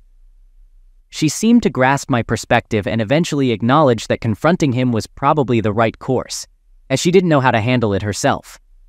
Everything appeared to return to normal, but 3 days later, I come home to find her in tears. When I inquire about the cause, she says, "It's Max. You should have let me handle it. I messaged him yesterday, and he won't talk to me." We revisited the conversation about my refusal to passively endure someone intimidating my wife. During the discussion, she gave me a look, brief but telling, leaving me with the impression that she didn't perceive it as pastoring. We concluded the conversation, agreeing that I had handled it the way any man would. 2 days later, I'm getting to bed late, around 2 a.m., as I was finishing up some work. I overhear her on the phone with someone laughing. This is unusual. She claimed it was her mom discussing something related to our kid's birthday, but I doubted the explanation. At this point, I've decided to play ignorant to observe the situation from a more comfortable vantage point. The next day, she's crying again, and I've reached my limit. She's been emotionally unstable for 2 weeks now. When I inquire if it's about Max again, she reveals that she tried to call and apologize for not handling the situation herself, but he still isn't talking to her. I admit it, I snapped. I told her that either he was abusing her or she was cheating on me, and I caught them. I'll be on the couch tonight, obviously. I wanted to believe her, but I'm not naive. I'm essentially lying here, waiting for some solid truth because it's increasingly feeling like something is amiss, and if that's the case, I'm about to go 95,000 megaton nuclear on the both of them. She goes to work in 6 hours. I plan to apologize for my outburst and ask her to sit down and talk tonight. It's Sunday, and our son typically stays the night with my parents every other Sunday. I'm not proud of it, but I believe it's in my best interest to do some snooping. If I find nothing, we will discuss what happened, when it started, how I can support her, and what steps we should take moving forward. I love her, and the idea that she's being intimidated by someone who should love her breaks my heart. However, if I discover something questionable or learn that she was complicit in any way, I'm ending the relationship immediately. I don't believe in marriage counseling for instances of infidelity, and even if I did incest, there is no way I could look at her the same again. Update. I didn't sleep at all last night, and when she woke up, I prepared breakfast. I acknowledged that I shouldn't have exploded and suggested we sit down tonight to discuss things. Strangely, she agreed as if she wasn't initially upset, admitting she had likely been acting poorly. I emphasized that the aggravation she faced was particularly challenging since he is a family member, and she appeared to agree. Initially reluctant to snoop, the advice from many here convinced me to check her emails. Despite her composed demeanor this morning, I proceeded. The disgust, hatred, and anger I feel are beyond expression, leading to an inevitable divorce. An email titled "Yummy" revealed a picture of her cousin with nut on his face. The exchanges detailed his encounters with random gay men, referencing past reproductive experiences together, including a picture of an accessory for reproductive body part captioned, "I still have our old friend." The subsequent repugnant conversation portrayed her in a dominating manner, insulting his reproductive body part size. Analyzing the dates, I realized this transpired a year ago. As I continued reading, it became evident, at least from the text, that they used to engage frequently but stopped after our marriage. We were together for several years before getting married. Later, she invoked the "I'm married" excuse. But it seems like it's his kink to be told he can't touch her anymore, which he probably enjoys. Raising her child, I feel betrayed after 6 years of adjusting my work schedule and passing up better-paying jobs to ensure I can watch him. Overwhelmed, I went outside, called my brother, explained the situation, and asked him to hold on to my weapon temporarily. Despite not being a violent person, my mental state fluctuates between wanting to damage him and myself. I won't act on these impulses, but I fear a breakdown and can't trust myself to behave rationally. After this, I'm packing my clothes and checking into a hotel. These conversations have been printed, copies sent to myself, and when I have time, I'll uncover more evidence. Bought a pack of cigarettes despite quitting 4 years ago. Now, I must schedule an appointment at an STD clinic because, according to their explicit conversations, part of his obsession involves unprotected lovemaking with other men. I've never used protection with my soon-to-be ex-wife due to her contraceptive device. Now I face months of anxiety awaiting AIDS test results. Knowing his work schedule, possibly due to my past employment at the same company, I contemplate driving down to see his wife with evidence in hand. There's no fixing this, no therapy, no hope, and I have no interest in entertaining an apology. I'm filing for divorce, and she will receive nothing. Despite not feeling depressed or sad, I harbor a hot ball of rage in my chest, momentarily cooled by cigarettes. I can't be near her or him, and though I asserted I'm not violent, I find myself yearning to confront both of them physically. Regarding the family outings, they were genuine. The entire family posts pictures on Facebook, and my wife sends photos from these events. There were 2 such occasions, and each time she returned home, she seemed robotic. Our intimate life appeared normal, if not quieter than usual, but due to her depression, she occasionally becomes distant. When I asked if she was doing all right, she attributed it to her mood fluctuations. Update. My stepson is not a result of incest. He bears a striking resemblance to his biological father. A paternity test was necessary to establish child support, and once confirmed, his father disappeared, having been heard from only once in the past 4 years. The past couple of days have been an emotional roller coaster. In summary, I discovered that my wife has been cheating on me with her cousin Max for an extended period. Given the duration, it might as well be considered her cheating on Max with me. I consulted a lawyer initially, and then went directly to Max's home to speak with his wife. Understandably, she was heartbroken and disgusted by the incest revelation. During our conversation, I also informed her that Max was bragging to my wife about engaging in unprotected encounters with random internet men, sharing explicit photos with nut on his face. Despite my advice against it, she insisted on seeing the pictures and was deeply affected. Max, identifying as buyer productive, frequently engaged with random guys. His wife believed he hadn't done this in well over a year, allowing him occasional outings to get it out of his system. Afterward, I stayed the night in a hotel, where I spoke with my mother, brother, and father. My mother-in-law left numerous voicemails, begging me to discuss the situation. Ignoring them, I received multiple calls from my wife, which I chose not to answer. Presuming she knew about my documentation efforts, she refrained from sending texts, a strategy I would employ in her position. Eventually, I called her and kept it brief, stating we would talk the next day. Upon returning home, my wife was emotionally distraught, attempting to hug me, but I declared it over. She vehemently denied any infidelity, suggesting I misinterpreted things, blaming Max's wife for spreading rumors due to their mutual hatred. At this point, I realized my wife thought I had learned about the affair from someone else, unaware of my independent discovery. I then presented the evidence, papers containing explicit photos of Max titled Yummy, and a picture of a large accessory for reproductive body part labeled Our Old Friend. The documents revealed her engaging in a dominatrix role, instructing him in a power play scenario. She even asked him to send pictures after encounters, which was stomach-churning. Despite my openness to kinky activities, she shifted from sadness to explosive anger and complete hysterics when realizing I had discovered the affair and informed Max's wife. Her outburst included statements like, "You should have talked to me first," and "She's telling everyone, this will ruin me." I exploded, reminding her that I had read a year's worth of texts and emails, and she never once asked him to stop. I called her a degenerate, expressed concern about potential AIDS exposure, and despite her crying, declared our impending divorce. Subsequently, I called her father, urging him to come to my house as she shouldn't be alone in that state. I returned to my hotel room and saw that Max's wife had been texting me. She had done some intense digging on her own and found discussions about reproductive encounters they had from 2010 on freaking MySpace. She told me early on in our relationship that he once tried to kiss her at 13, while they were actually freaking at 16 or 15 or during a time where MySpace was still widely being used. I'll admit it, this seeing it went on that far back was finally what broke me. I'm not big on emotional displays, but I broke down crying in front of his wife. She cried too.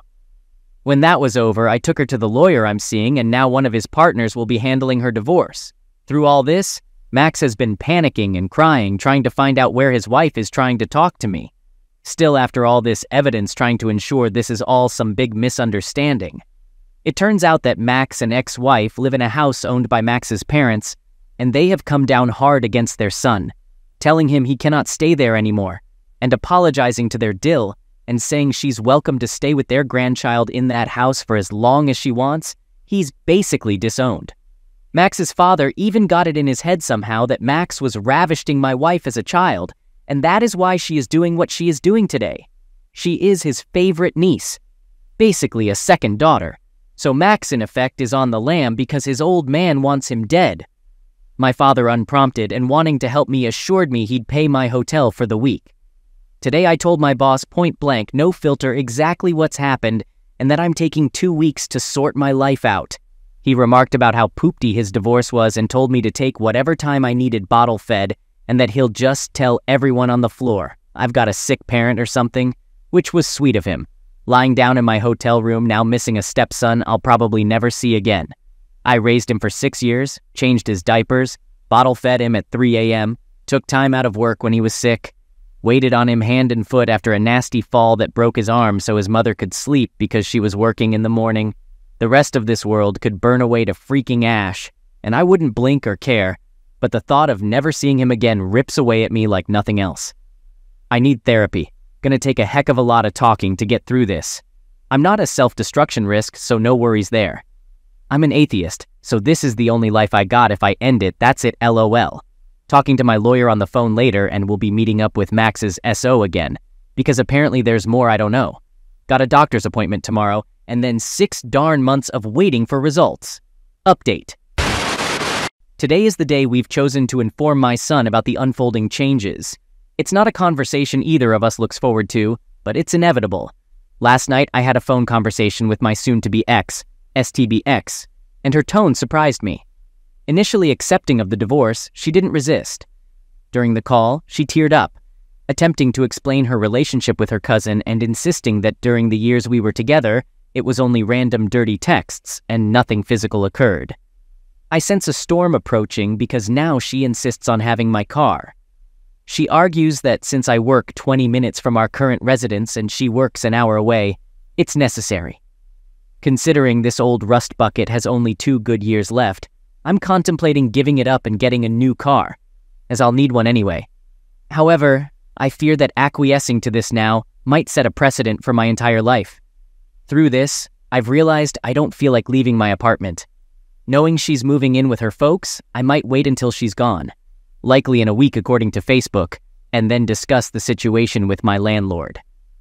Due to COVID, he's had trouble filling some units, so he might welcome me sticking around. I had breakfast with my dad. While he approached the topic lightly, he essentially advised against writing anything that would obligate me to stay in my stepson's life. Despite not dismissing my stepson, he always makes time for him and spoils him on holidays, birthdays, and with random toys. He's a proud grandpop. His reasoning is to wait and see how my STBX behaves and if it aligns with what I want in my life. He reminded me that I passed on the opportunity to go to school to become a family man, and the family wouldn't hold it against me if I chose not to be a father anymore. They love my son, but they don't want to see me fall on my sword by tying myself to that crazy family for life. More or less, they'll support me no matter what I decide. Maybe consulting my therapist in 3 weeks will change my perspective, but currently I'm adamant about remaining a father. Afterwards, I took Sherry to meet with Max. I didn't accompany her, as it might lead to trouble. Instead, I hung out in the Sonic drive-thru, listening to music, buying drinks a couple of times to justify my presence, and waiting for her to text me to be picked up. When it was over, she was somewhat worse off. Max blamed my STBX for the fact that things didn't end years ago, claiming the guys he alleged to have crazy hookups with were part of a fabricated dirty story with my STBX. If he's telling the truth, it was just the one guy, his boyfriend, and he made up the rest as part of this dirty story. It sounds questionable, but for some reason it seems true to me. Sherry was devastated, mostly because he appeared sleep-deprived, didn't acknowledge his daughter, and hadn't said anything about her until she brought up the subject. She was visibly upset, and I brought her home. However, she did well at keeping it together for the baby. Not wanting to leave her in that state, I stayed and helped prepare dinner. I showed her how to make improvised garlic bread and pasta. I learned that she sings a French language song to her daughter, and I was a little smitten with that. However, I also noticed that Sherry has some of my son's hand-me-down baby furniture, which truly highlighted how messed up this situation is. When I left, we shared a prolonged parting hug, no words. I received a kiss on the cheek, and I kind of rode that high for the rest of the night. The enormity of my life right now is challenging to grasp. I didn't think it was possible to be filled with such hate and anger while also feeling that fluffy. Update. It's been almost 3 weeks since my D-Day, and over a month since my life took a drastic turn. I haven't delved into the state of my marriage in previous posts, but for today's therapeutic typing session, I'll touch on it briefly. If this is your first time reading my posts, the TLDR is as follows. I accidentally discovered on Facebook that my soon-to-be ex-wife was involved in a reproductive affair with her cousin, Max. I informed Max's wife about the situation, leading her to expose our partners. Throughout this, Max's wife and I started casually dating due to discovering a mutual attraction. I filed for divorce yesterday, heading to the courthouse to speak with the bailiff or sheriff on the other side of the counter and complete the necessary paperwork. My STBX and I, aiming for a quick resolution, decided against involving lawyers and agreed on the division of assets without the need for mediation. We attempted to serve her at the courthouse immediately after I submitted the paperwork, aiming to avoid law enforcement serving her at her home or workplace. I'm usually level-headed, and surprisingly, my STBX, who is not typically calm, is equally eager to conclude this chapter. However, it turns out she can't be served the way we planned, leading me to drive her home to her folks. Despite all this, I inquired about how things were going. Her facade crumbled a bit, and through tears, she admitted she's doing fine with me gone. She only feels bad when my stepson asks for me or expresses sadness about my absence. She confessed that she's been unhappy in our marriage since before we got married. It wasn't resentment or hatred. She just fell out of love with me. Our bed life, while both of us are active and reproductive, lost its synchronicity a while ago. We both knew it, and we had several conversations in our marriage about it. I like to pursue, hate to be chased. She loves to pursue, hates to be chased. Something was bound to break, and we had several talks about this. For a while, we switched roles so we could both get what we wanted, but it eventually turned into me sacrificing my reproductive desires to only have lovemaking in the ways she wanted. Some things she wanted me to do, I never liked and never improved at, and seemingly out of spite, she rejected the things I excelled at. Meanwhile, she rarely, if ever, fulfilled my requests as time went on. In the middle of our relationship, we had a female live-in roommate with whom we shared mutual attraction. Under strict guidelines and rules, she became someone we frequently engaged with, providing a temporary fix. Despite our reproductive issues, the STBX and I were a good team, excelling in financial communication and parenting, always presenting a united front. We enjoyed the same movies, both being artistically inclined. I'm a writer, and she's an illustrator. We had a myriad of commonalities that made us best friends and a great team. But the reproductive problems persisted. While the third person was in the relationship, that tension disappeared, and we worked seamlessly together as our frustrations and needs were met by a third party. Eventually, this third woman moved out, ending things on good terms, primarily because she wanted a boyfriend, and no guy would go in for a setup like that. Around this period, Max and Sherry moved into Max's parents' second home. They had been residing in Sherry's home state for a few years until he lost his job. According to the STBX, Max re-established contact with her during this time. Initially, they met up as ordinary cousins, but one day, she chose to share her frustrations, likely an invitation, about her bed life, leading to an affair. They would only meet up around family gatherings, using excuses to disappear. I recall instances when I couldn't find her. We got married around this time, so I can only assume it happened at our own wedding. At this point, I really don't feel like listening to this, and the STBX mentions that she is now seeing a therapist and wants to treat me like her priest in confession. Everything concerning their affair I was hearing for the first time. I guess it's good that I know the truth, but since it impacts my life in no way, there's really no point for me to be hearing it. She also tells me that the out-of-state aunt who died, and she cried for a week over, was actually her crying after Sherry called her to happily inform her she was pregnant. That means at one point, I was actively holding my wife and comforting her as she cried over another man. I feel more betrayed now than when I discovered the texts. This revelation follows a weekend where I got to spend 2 whole days alone with my stepson. I had such a good time, and he did too, as it's the longest time we've been together since D-Day. He's 6 and likes Minecraft, so I got a console version for split-screen play. He mentioned missing me but loves seeing his grandparents every day. They spoil him. So, after this great weekend of video games and playing catch, typical dad stuff, I'm really positive about staying a dad until she drops all this new info on me. I've got to be real. I'm finding the whole idea of having to be around this woman for the rest of my life, voluntarily, something I'm not sure I'm going to be able to do. As a parent, I should be able to get over my own issues and keep a level head for the sake of the child, but given the circumstances, throwing in the towel becomes a more and more attractive idea. That, more than losing my wife, more than the betrayal, breaks my heart.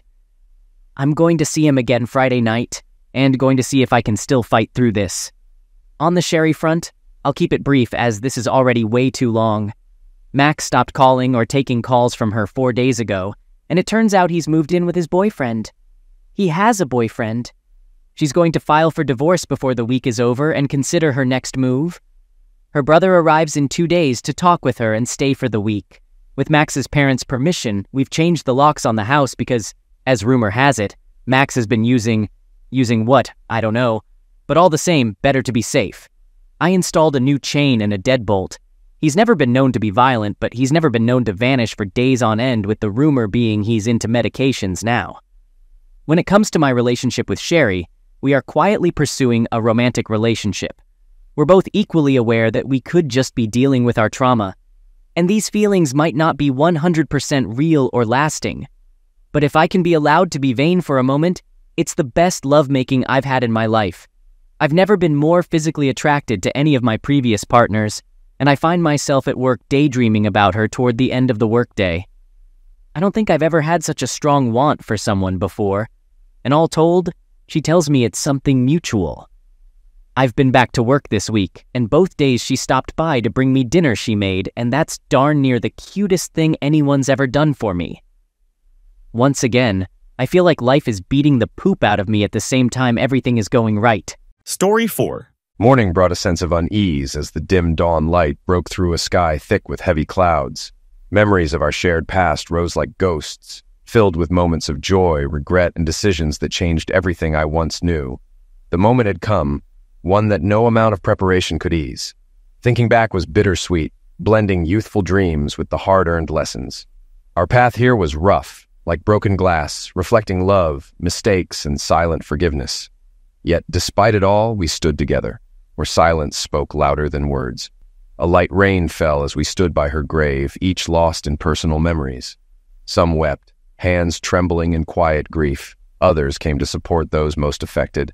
I wasn't there out of duty, but to mark the end of a chapter we all shared. I also needed closure, to see her there in the casket, to watch it close, so I could finally move on. My presence was for my children, too. Oddly, out of everyone, we were the least tearful. We probably understood Heidi better than anyone else. As I glanced at the crowd around the grave, a few faces met mine, offering nods or smiles. I returned them, sensing their condolences. Some, mostly men, but a few women too, avoided my eyes, focusing elsewhere. I wished I could show them my resentment had died with Heidi. At that moment, a small, sun-tanned hand slipped into mine. Standing in front of everyone, I knelt beside the woman holding my hand, resting my head against her nearly 8 months pregnant belly. My daughter smiled, and a wave of surprised joy swept through the gathering. The gesture resonated, reminding everyone of life's cycle, death and birth, opposites yet intertwined. I smiled inwardly for a different reason. Heidi would have hated it. For once, the spotlight wasn't on her. This was supposed to be her final act, but now everyone's attention was on my child. "I'm a grown man," I whispered. This would be my 4th child. I already had 3 grown children with Heidi. David stood next to me with Sarah beside him, and Sasha further to the right. At nearly 60, I'd learned that holding on to anger is corrosive. By the time Heidi passed, any hatred I had was long gone. Looking at our children, I knew I couldn't truly hate her. They were proof of that.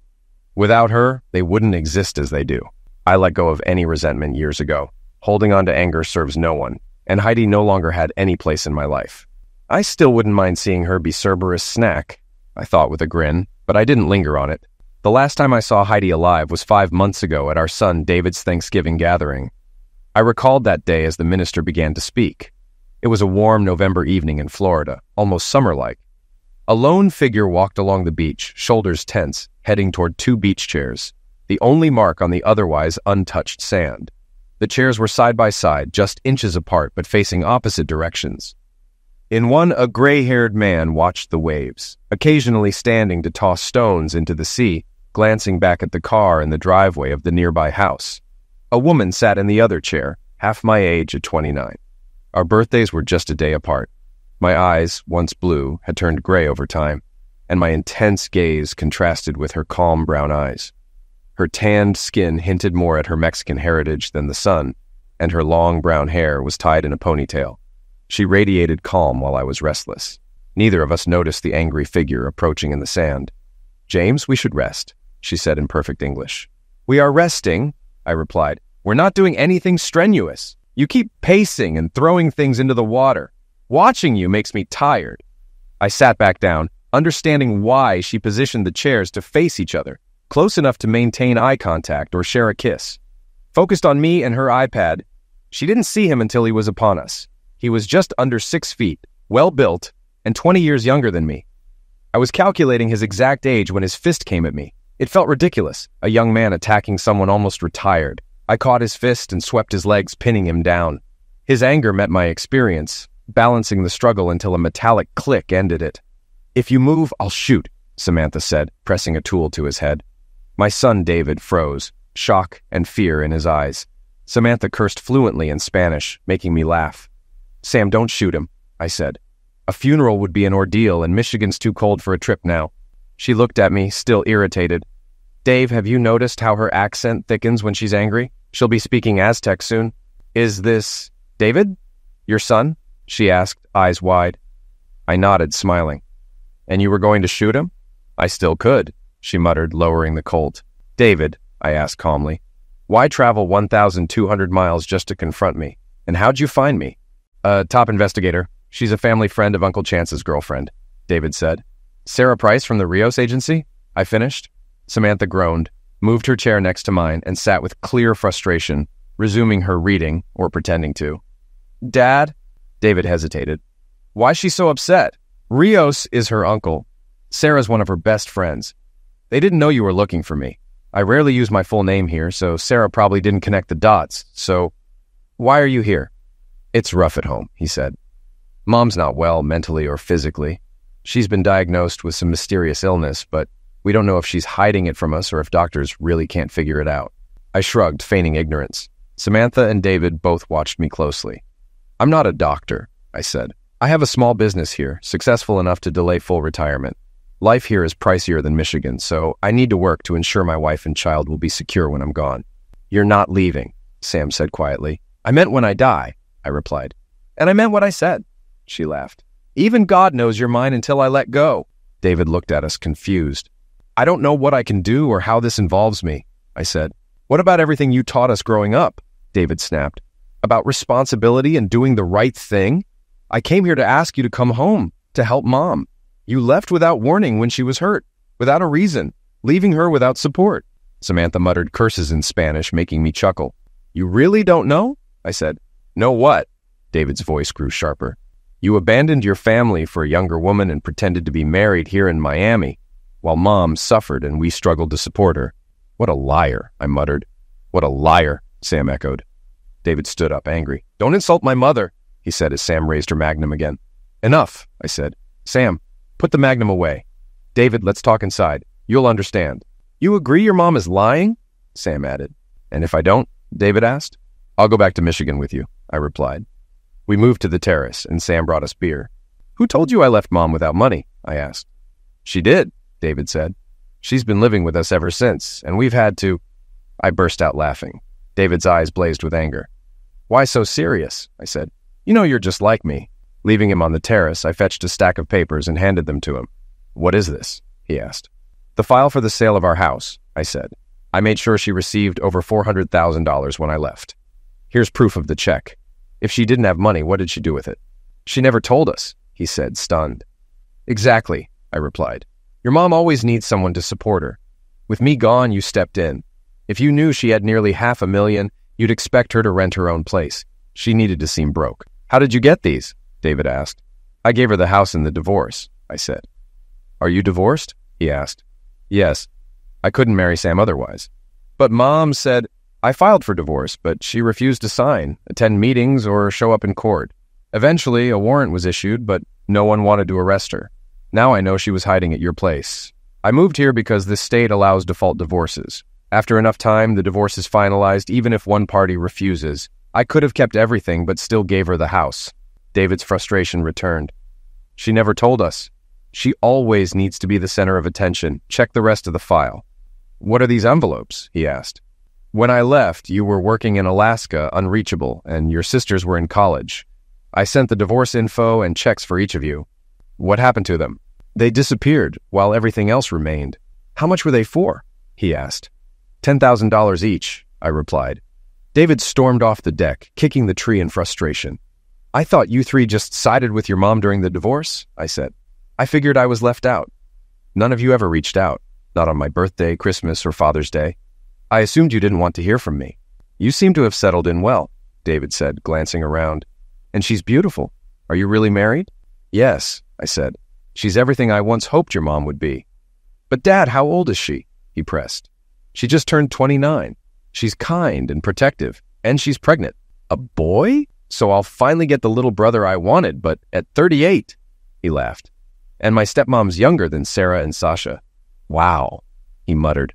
Sorry, ma'am, but this feels like living in the Matrix. I almost regret coming. Every word you say exposes another lie Mom told. She had us believing you ran off with your secretary. We even confronted Carol Brady, your former secretary, demanding answers. My name's Samantha, or Sam, she corrected him. Dad, how do I explain this to Sarah and Sasha? They wanted me to bring you back to face Mom and support her, he said. Don't tell them yet, I said. But why? They deserve the truth. They do, and that's why I'll come for Thanksgiving. We'll clear it all up. Keep the gathering small, just us. 6 with Kelly, Sam added. And I can't leave my wife out. Justin makes 8, David said. Why Justin? I asked, uncharacteristically sharp. David looked surprised. He was dating Sarah when you left. They're married now. He's not my favorite, but she loves him. I nodded. Fine. Make sure he's there too. 3 days later, I arrived at David's, already irritated. It was cold and windy in Michigan, not ideal for Sam, who was used to Florida's warmth. I'd bought her a new fur coat, which I knew would draw laughs. It was 45 degrees, and she looked ready for the Arctic. My frustration wasn't from the weather, I expected that. It was the car. I'd planned to rent a Hertz Mustang GTH, famous for its high performance and history dating back to the 60s when Ford built them for racing enthusiasts. But at Detroit Metro, all they had was a V6 convertible.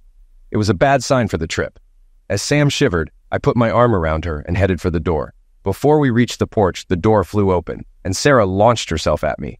Nearly 60 but fit, I managed to stay upright as she hugged me fiercely. I carried her inside without her feet touching the ground. Sam watched, smiling. Sasha, more cynical, spoke up. Nice, Sarah. Way to show him how much you're holding a grudge, she said sarcastically. I smiled. Sarah turned, glared at Sasha, and flipped her off. Forget you, Dad's home. David walked in with Kelly, who immediately noticed Sam's long fur coat and nudged David, pointing at it. Don't start, David said sharply.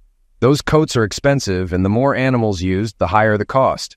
What do you mean, honey? Kelly asked, resting her hand on her thigh.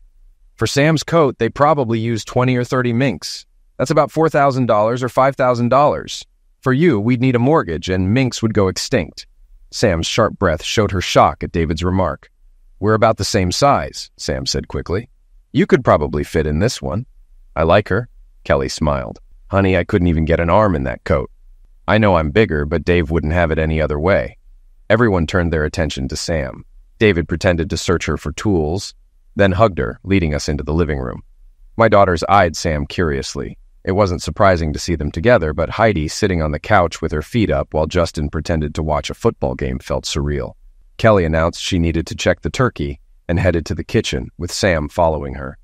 Stay and settle in, honey, Kelly said. I thought one of the others would help. I'll come by later, Sam replied, her accent more noticeable with nerves, drawing attention from everyone except David and me. Even Heidi glanced at Sam while Justin's eyes followed her every move. Heidi's expression shifted to fear as she looked at me. I smiled and shook my head. Hi, Jim, Heidi said. Can I get a hug? It's a holiday. Even David hugged his friend. She's not his friend, I said bluntly. And I heard you were sick. If I hugged you the way I wanted, you'd stop breathing. You used to hug me like that, she said.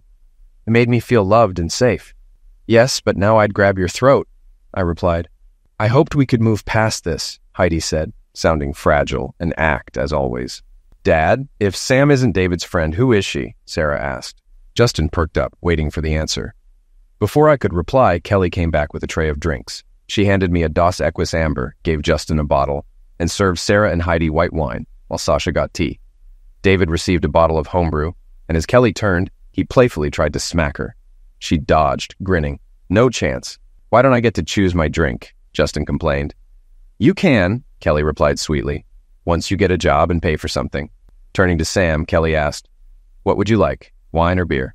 I can't drink alcohol, Sam said quietly. Worried it's unfeminine? Kelly teased. No, just pregnant, Sam said, smiling. All eyes shifted to Sam. Justin's jaw dropped, while Sarah and Sasha's expressions softened. Women seemed to be more accepting when pregnancy was involved, and suddenly, my daughters were Sam's fans. Congratulations, Sasha said. Are you in touch with the father? Yes, very much, Sam smiled. I love him dearly. Both daughters reacted warmly, even Sasha. Heidi pursed her lips tighter. So Sam, Sarah continued, are you Dave's colleague or something? David looked unsure, so I stepped in. Sarah, Sam has the same relationship with David as she does with you and Sasha. What does that mean? Justin blurted, realizing too late he shouldn't have spoken. She's his stepmother, I said, taking her coat and sitting beside her. The room fell silent, jaws dropping. But Dad, you can't be married to her. You're still married to Mom, Sarah said. So, Heidi, you haven't told them we're divorced? I asked, as all eyes turned to Heidi, who glared at me. It didn't feel like the right time, Heidi said with a sly smile. I didn't want to upset them with news that might break the family apart. Is that why you didn't tell them you took their money? I asked. What does he mean? Sasha demanded. I wanted to hold on to it until they were responsible enough to handle it, Heidi stammered. Anyone under 30, raise your hand, I said. Only Sam raised hers. Oh, James, how young is she? I can't believe you got someone younger than your daughter's pregnant, Heidi said. Forget that, Sasha interrupted. Let's talk about the money and the divorce. Heidi coughed. I think I need medicine, she said, trying to get up. It looks like you're trying to leave, I mocked. She sat back down, crossing her arms. Fine, she snapped. Your father left without a word while I was in the hospital. Later, I got divorce papers but refused to sign. I thought he'd return if he didn't hear from you, so I hid the letters and checks he sent. That might sound believable, except for one thing, I said. The checks were cashed and deposited in your account. You stole from them. I'm sorry, Heidi said. I was alone and thought I might need it for emergencies. If they didn't know about the money, they wouldn't miss it. How much were the checks? Sarah asked. $10,000 each, Heidi admitted. $10,000, Sasha shouted, glaring at her mother. Kelly came in, drawn by the noise. He left me with nothing, Heidi said, trying to calm Sasha. I shook my head, laughing. What's funny, Dad? Sasha asked. Your mom's lying again, I said. Maybe she forgot. Forgot what? Sasha pressed. The house sale, I said. Back to the money, Dad, Sasha said. That could have helped me go back to school and get my MBA. I thought you abandoned us, but now I find out Mom deceived us. I'm sorry, I said. I loved your mother deeply. Even when I left, I made sure she wasn't without funds. I arranged the house sale and gave her everything. Dad, we know, Sarah said. Mom told us the house was damaged, and after taxes and fees, she got less than $5,000, most of which went to medical bills. I said, she was placed in a care facility after treatment, fully paid for. She got more than she said. Can we talk about this after dinner? Kelly asked. You'll want to hear this, David said. Mom, how much did you get for the house? A little over $400,000, Heidi said softly. But I was going to... How much? Kelly asked, anger rising. Why are you even living with us? We didn't have a baby because you took over our guest room. We don't charge you rent, you don't help, and we serve you while you sit on that money. Kelly stood over Heidi, with Sasha and Sarah beside her. Let's save this for after dinner, I said, smiling. Minutes later, we sat down at the table, snow falling outside. I realized we'd need to leave earlier than planned for the airport. Driving the Mustang in snow would be an adventure. Even though the rental was a V6, it still packed over 300 horsepower. When we entered the dining room, only a few of us were calm. Justin kept talking about being hungry, and Sam and I missed our usual affection. I pulled her in for a kiss as we walked to the table. "Dad, you'll sit at the head," Kelly said. I took my seat, but a problem arose when both Sam and Heidi tried to sit to my left. "Mom, sit on the other side," Kelly suggested, trying to avoid conflict. "You'll still be close to Dad." "I always sit on the left. It's the hard side," Heidi insisted. Sam, calm, noted Heidi's sudden energy, despite acting weak moments earlier. Heidi coughed dramatically, leaning on the table as she found her seat. "Help me sit, darling?" Heidi asked. Sam frowned at her choice of words. "Here's your place," I said, pointing to her chair. "Really, Mom?" Sasha sighed. "We're not that gullible." David mimed handing something to Heidi, making everyone pause. He laughed, and we all took our seats. Sam sat on my left, holding my hand, with Sarah beside her and Sasha next to Sarah. Heidi sat to my right, with Justin across from Sarah. David sat at the other end with Kelly on his left. "Everything okay, Dad?" Kelly asked as I looked around. "Later," I said, noting each man sitting with their partner on the left, except Sarah. "Everyone stand," I said. Heidi struggled up as Sasha rolled her eyes. I said grace, thanking God for bringing us together, David for hosting, Kelly for preparing the meal, and my daughters for welcoming me back. I hinted at wanting Sasha to give me a grandson, making Sarah laugh. Finally, I thanked Sam for filling my life with love. "What about Justin, Dad?" Sarah asked. "We're married now." I rolled my eyes, and Justin's face fell. "What about me, honey?" Heidi chimed in. Kelly lowered her head, sensing what was coming. "Heidi, I'm grateful I left Michigan and found a better life," I said. Heidi, unfazed, responded, "We had great times and our children can attest to that." Before she could continue, Sam stood, walked around the table, and punched Heidi in the mouth, knocking her to the floor. Justin rushed to pull Sam back, but overstepped, holding her too tightly. I reacted instinctively, hitting him in the face with a bowl of mashed potatoes. He coughed and spat out the food as Sarah threw the gravy boat at him. "Get some sauce for your potatoes!" she shouted, hitting him squarely. Sasha added, "Can't forget cranberry sauce," dumping a bowl over Justin's head. "Stop! Stop!" Kelly yelled. Justin, wiping his eyes, reached for the turkey. David, quicker, grabbed it to keep it safe, but slipped on the mess, sending the turkey flying into Justin's face. Sam was so furious at Heidi that she didn't notice Justin on the floor. Heidi seized the moment for payback, but Kelly's scream stopped her just in time. Heidi, surprisingly agile, lunged forward, but I intercepted her, knocking her down before she could kick Sam. "Enough!" David shouted. "Dad, this has gone too far." "No, it hasn't," Kelly said. "Your mother was about to kick a pregnant woman." David's face fell as he looked at me. I nodded. "If Kelly hadn't screamed and that kick landed, I would have strangled your mother and gone to jail without regret." "You're insane, James," Heidi shrieked. "I'm your wife, the mother of your children, and you're defending some girl you barely know." I pulled Sam into my lap. "What's behind all this hatred?" David demanded. "Everyone to the living room. I need the full story." "No cleanup," Kelly said firmly as David insisted. "We need answers now." "Mom, be quiet," Sarah said when Heidi began to speak. "We've heard your version. I want the truth." "I need to go," Justin said. "Sarah will catch me up later." "Sit down, Justin," I said, and David added, "You don't even have a job. Stay and listen." We moved to the living room. David lit the fire, and everyone settled in. "I fell in love with your mom at first sight," I began. It was 1973 at Central Michigan University. I was 19. I saw her walking across campus, short blonde hair, bright blue eyes, and I was so distracted I walked into a lamppost. "You hit a pole for her?" Sam teased. "I'm going to be sick." She didn't notice me then. 3 days later, we officially met, but not before she stepped on my hand when I was picking up papers. "So, did she apologize?" Sasha asked. "No, she didn't. When we met, she demanded I write a paper for her. I agreed, but only if she went on a date with me." "Wait," Sam interrupted. "What's an androgynous look?" "It's a style that's not distinctly masculine or feminine. Back then, women were thin with few curves. It was popular." "Men prefer women who look like women," Sam said, smirking. "You noticed my figure first." "Can I finish?" I asked, and she nodded. "When I finally spoke to your mother, she wasn't apologetic. She told me guys often got distracted because of her, then demanded help with her paper." "That's how we began," I said, remembering how quickly my fantasy of her had faded back then. She burst out laughing like it was the funniest thing she'd ever heard. I felt embarrassed and angry and started to leave. She limped after me, struggling to keep up in her shoes. "All right, it's an emergency," she said. "We'll go on one date for work that has to be at least a B."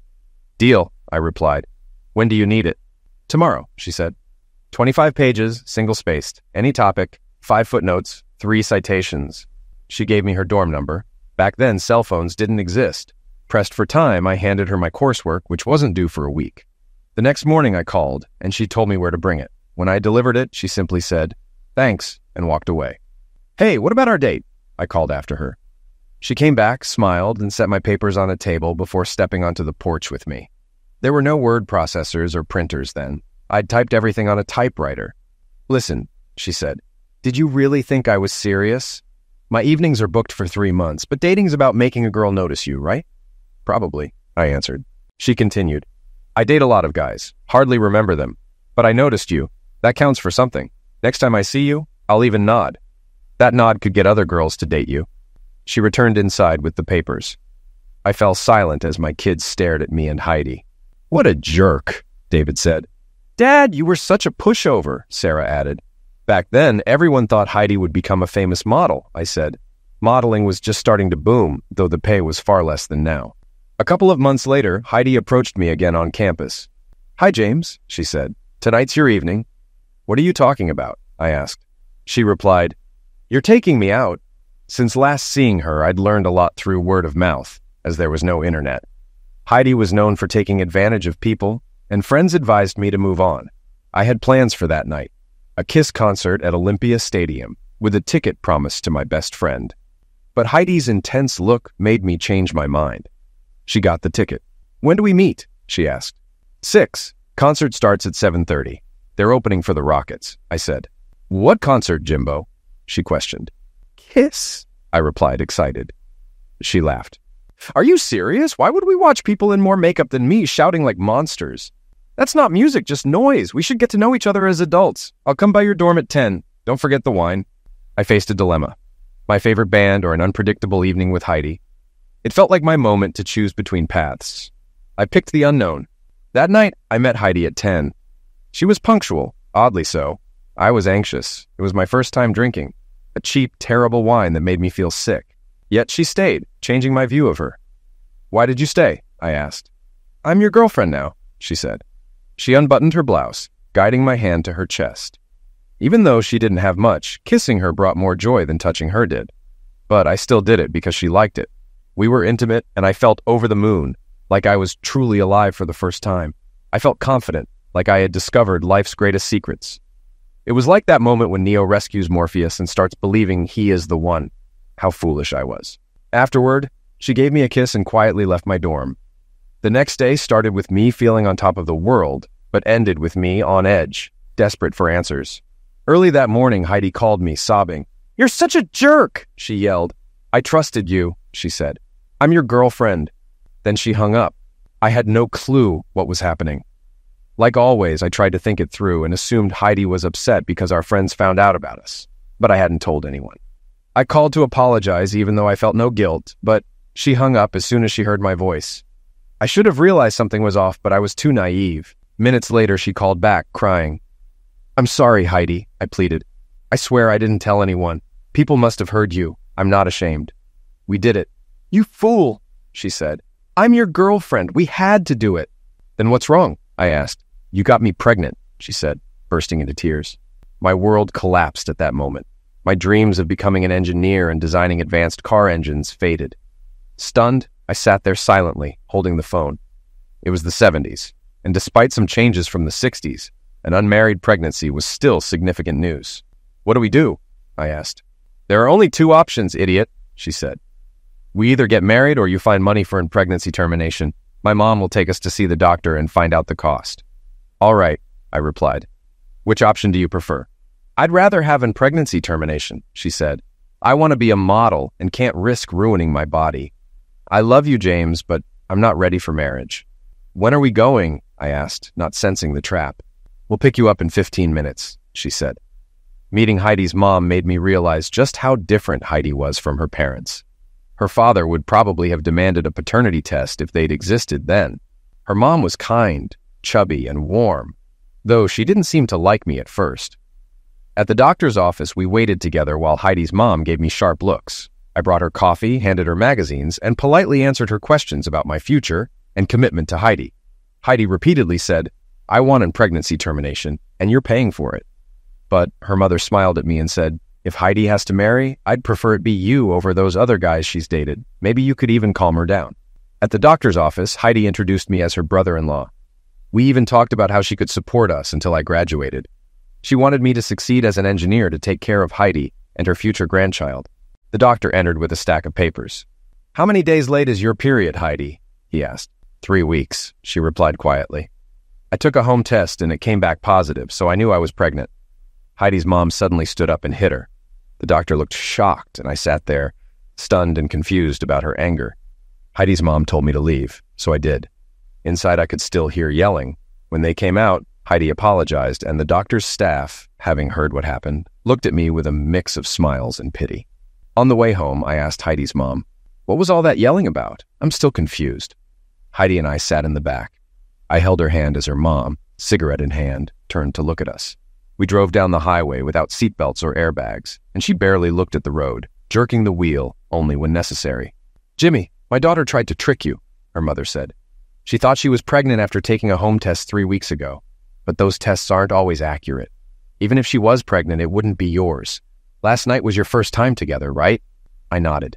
"You can't get pregnant overnight, honey," she continued.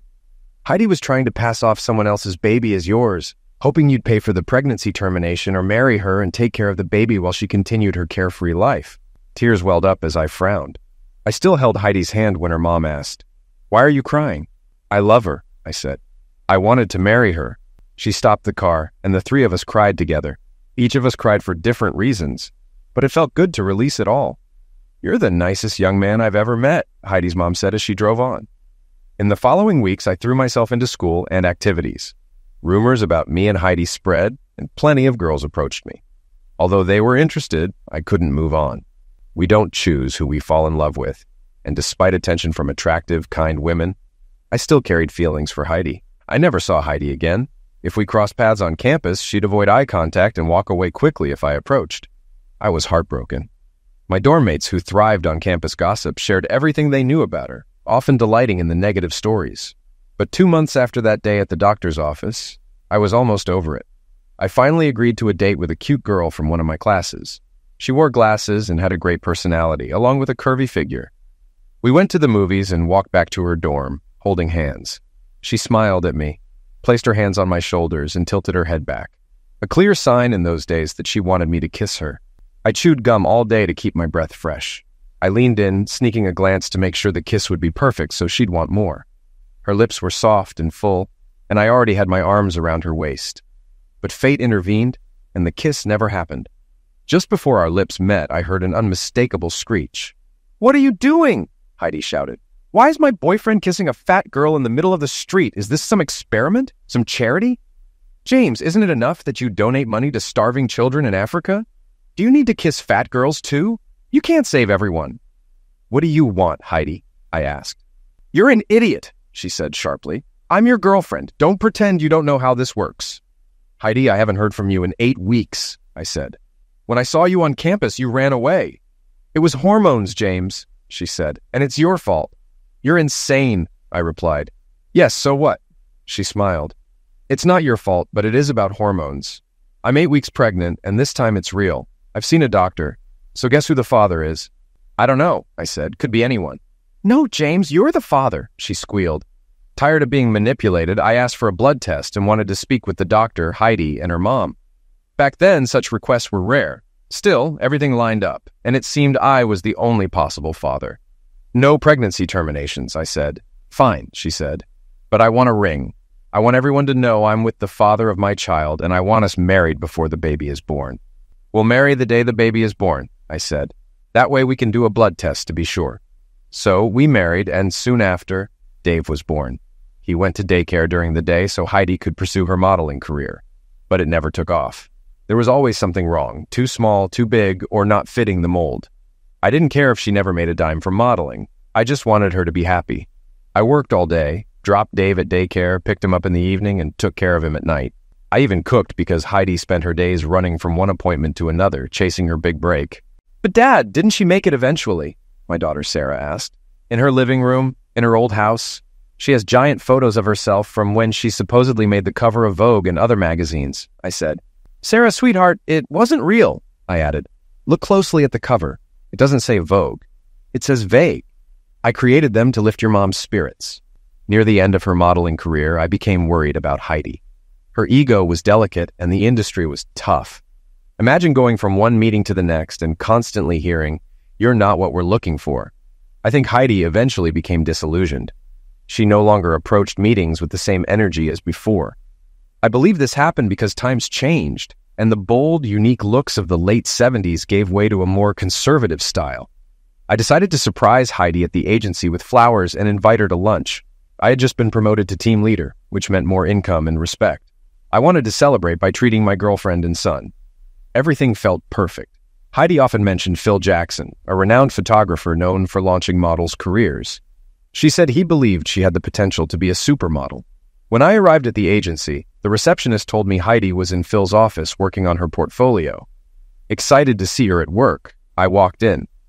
But that excitement vanished when I saw Heidi on her knees in front of Phil. The scene felt surreal. She stood up and approached me, and I noticed she was completely without clothes. It was clear Phil intended to go further. I glanced around and grabbed two expensive-looking cameras. Phil raised his hand and said, "Please don't." I ignored him and threw the cameras to the floor with all my strength, then knocked over a shelf with about 8 more. I walked out, and Heidi ran after me, struggling to get dressed as people laughed at her while she followed me barefoot down the street. At the time, I drove an old '71 Mustang. I didn't care for the Mustangs of the late 70s or the concerns about the gas crisis or environment. I wanted power in my car, and with my good job, I could afford it. The environment had already been damaged by past generations, so I felt justified. When I got home, I put Dave to bed and called Heidi's mom to come pick her up. She arrived before Heidi made it back. I explained what happened, and she sat there shaking her head in disbelief. While we waited, she smoked nonstop, easily going through 2 packs. I remember her holding Dave and filling the room with smoke. It's surprising we made it through the 80s.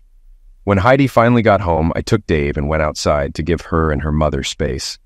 Heidi kept pleading for me to talk, but her mother pulled her back and said, "He doesn't want to talk to you. You need to give him some time." She took Heidi home and the phone calls started. Over the next 24 hours, Heidi called hundreds of times. A few days later, I agreed to let her visit Dave for the weekend. I planned to go shopping and maybe play golf while she spent time with him. When she arrived and I was about to leave, she asked, "Where are you going?" "I'm heading out," I replied. She reminded me, "You usually take care of Dave. I don't know how to feed or change him." I sighed. "I was supposed to stay while you visit with him." Heidi kept apologizing and saying she missed me. She insisted, "Phil forced me to do it. I had no choice, or he wouldn't edit my photos." I grew angry, and she warned, "Don't make this difficult. It was just a test to help me become a top model." Years later, I discovered she had been dishonest. She pursued most of the photographers and booking agents trying to secure opportunities. But back then, I believed her. She seemed so genuine, and I was deeply in love with her. She even suggested giving up her career to become a housewife. What could I say? We grew close again, and I promised never to bring it up. The following years were good. I earned more money, and by the time Dave turned 5, Heidi was expecting again. Sasha was born into a loving family. Heidi cheated on me again with Dave's 3rd-grade teacher, and I forgave her. We had a few more good years, and Sarah was born. Later, I caught Heidi with our housemate, but I couldn't leave. My love for our 3 children was stronger than anything. I wanted to leave badly, but couldn't abandon them. I thought, once they're older, I'll be able to go. My feelings for Heidi had changed. She had hurt me too many times, and staying seemed easier than starting over. When Heidi's mother passed away, it seemed to settle her down.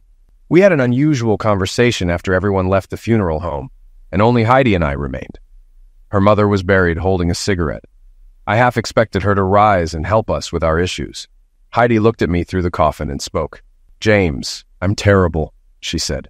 "I spent my life waiting for something extraordinary to happen to prove I was special. I've cheated on you and our kids more times than you know. For every time you caught me, there were 5 or 6 you didn't. I don't know why I did it. You were always the best lover I ever had. I was a terrible mother and wife, but you stayed. Why? Because I loved you from the first moment I saw you." "Heidi," I responded, "I loved you too. From that moment in the back seat when you told my mom you loved me and wanted to marry me despite everything, I thought you were too good for me and tried to keep my distance to avoid ruining you. But fate brought us back together. And for the last 25 years, I've been trying to sabotage everything." A tear ran down her face, showing she meant it. "James, I will never cheat on you again. From now on, you're my only man. I promise," she said. I believed her. She won me over, and I didn't leave as I had planned. We had more good years. We made plans for me to retire early so we could travel the world together. We raised 3 amazing children and started taking short trips to discover new places, even though we were over 50 and had been together for more than 30 years. We acted like teenagers. It wasn't uncommon for people to catch us kissing passionately in my Mustang. We shared many adventures, and those were the best times of my life. 3 years ago, we decided to try skiing. When we arrived, we saw that all the kids were learning to snowboard instead. So we chose to learn snowboarding too. That marked the beginning of the end. "Mom started an affair with your ski instructor, didn't she?" Dave asked, frustrated. "So much for her promise. Unbelievable. Can I please finish the story? It's almost done," I said. Sam got up and sat on my lap, and I continued. "To answer your question, no, your mom didn't have an affair with the ski instructor or anyone else during that trip. In fact, that trip, until the very end, was one of the happiest memories of our marriage. Imagine spending the entire day with the person you've loved since you were old enough to know what love is. You wake up with her in your arms, share a few lingering kisses, give her a playful pat, and head to breakfast. You take a ski lesson together, the air is crisp and fresh, and every glance at her makes your heart warm. You have lunch, return to the room, and make passionate love until late afternoon. Then you prepare for one last run before dinner. I replay that day in my mind because it only happened like that on the final day. The rest of the trip was full of arguments.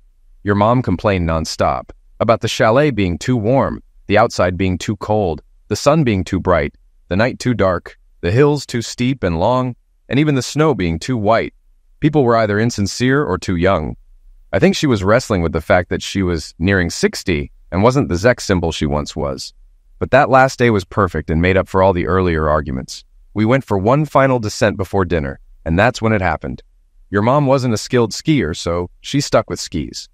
As we made our way up the hill, we noticed a crew filming a commercial or something similar.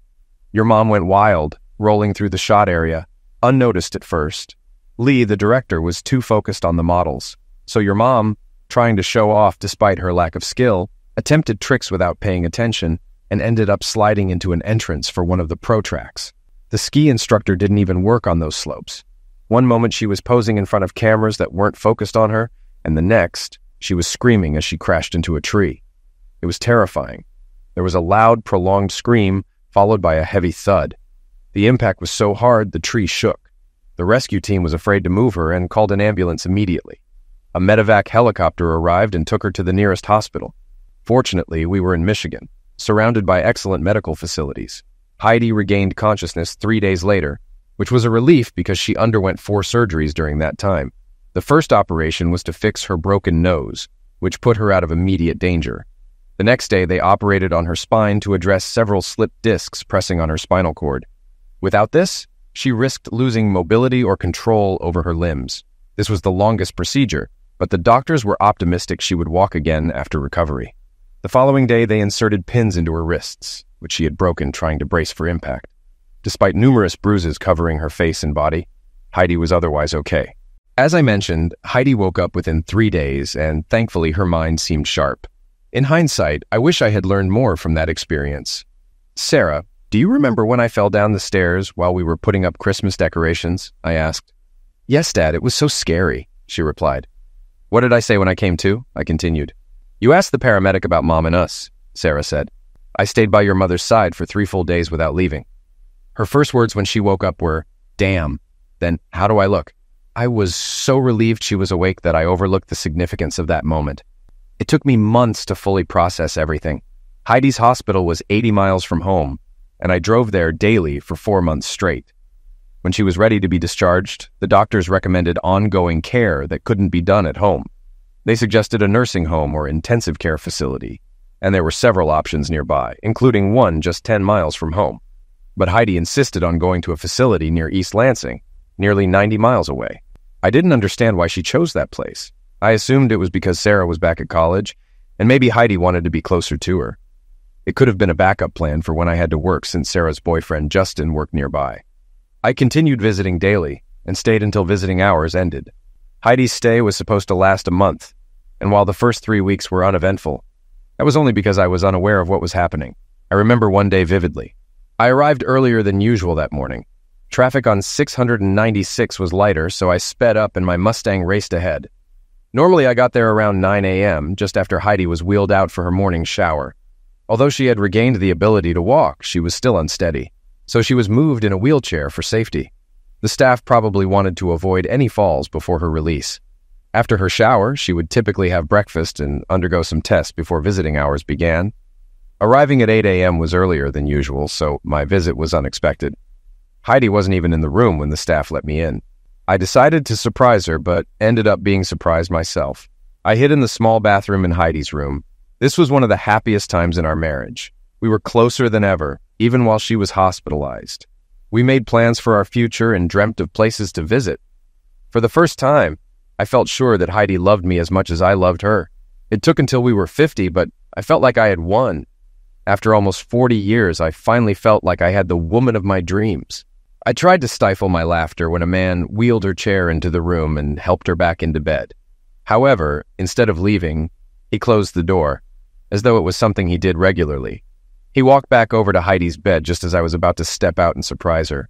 Then, they began to be intimate, trying to keep quiet so the nurses wouldn't hear them. I considered slipping out of the bathroom while they were distracted, but I was too stunned. In that moment, lost in my thoughts, I came to the painful realization that your mother would never be the woman I hoped she could be. My kids were grown, so I no longer had a reason to tolerate it. The man took Heidi back to the shower so she could clean up again, and I simply left. I drove home, ignoring Heidi's calls that started almost as soon as I left the building. To me, the marriage was over. That same day, I reached out to my lawyer to start the divorce process. I withdrew most of the money from our accounts, leaving her only a couple of $1,000s. I arranged for a quick sale of the house with a realtor. Property values were high in our area, and a broker offered $411,000 for the house, which I accepted. I rented a large condo, a truck, and a trailer. I packed up my belongings and loaded my Mustang onto the trailer. I changed my phone number and left. I wrote 3 letters to each of you and included them with the divorce papers. Since you were all spread out, I knew you'd reach out after receiving the letters. I included my lawyer's contact details and emails and asked him to share my new number with you when requested. This way, Heidi couldn't contact me, but you all could. I never expected her to take money from her kids or withhold the letters I wrote. Each day, I drove as far as I could, pausing in different states to get a sense of the people and places. I think I was so frustrated that I kept driving until I reached the end of the road. I chose to settle in Florida. Florida had a strong Michigan snowbird community, and even the Tigers held spring training there. I kept to myself and stayed inactive for the first year. Realizing Heidi wasn't going to agree to the divorce, I filed for it in Florida. I also launched a small property management business, helping homeowners who lived elsewhere for most of the year with tasks like lawn care or storm preparation. After my first year, I started visiting bars and clubs. I wasn't ready to date, but there were plenty of women my age showing interest. I met a few women similar to Heidi, which turned my stomach. Most women my age were a bit heavier, and I realized I was done with the economy class experience. No more women with flat figures for me. That's why I was at the clubs. I was taking stock of the type of women out there. That's how I met Sam, but that's another story. James, you were never supposed to find out, Heidi sobbed. It was just, you breaking another promise and proving how little I mean to you. Heidi, I said. I called you repeatedly that day because I thought something had happened to you. Something happened to me? I said. I'm tired of how you treated me. But James, it meant nothing, Heidi pleaded. Don't you see that after all this time, you're the only man I've ever truly loved? If this is your version of love, then I don't want it, I said. For the first time, I have someone who genuinely loves me. I'm better off without you, Heidi. And now I have my children back and another baby on the way. I suspected something happened that day, Heidi admitted. The nurse told me she saw you go upstairs. Justin turned pale. What does Justin have to do with this, Dad? Sarah asked. He was the one in the room with your mom, I said. Chaos erupted. Sarah lunged at Justin, who tried to get up and run. David grabbed him and punched him. I tripped Justin and he fell right in front of Sarah. He managed to break free and fled the house. Kelly and I comforted Sarah for about an hour while everyone else talked downstairs.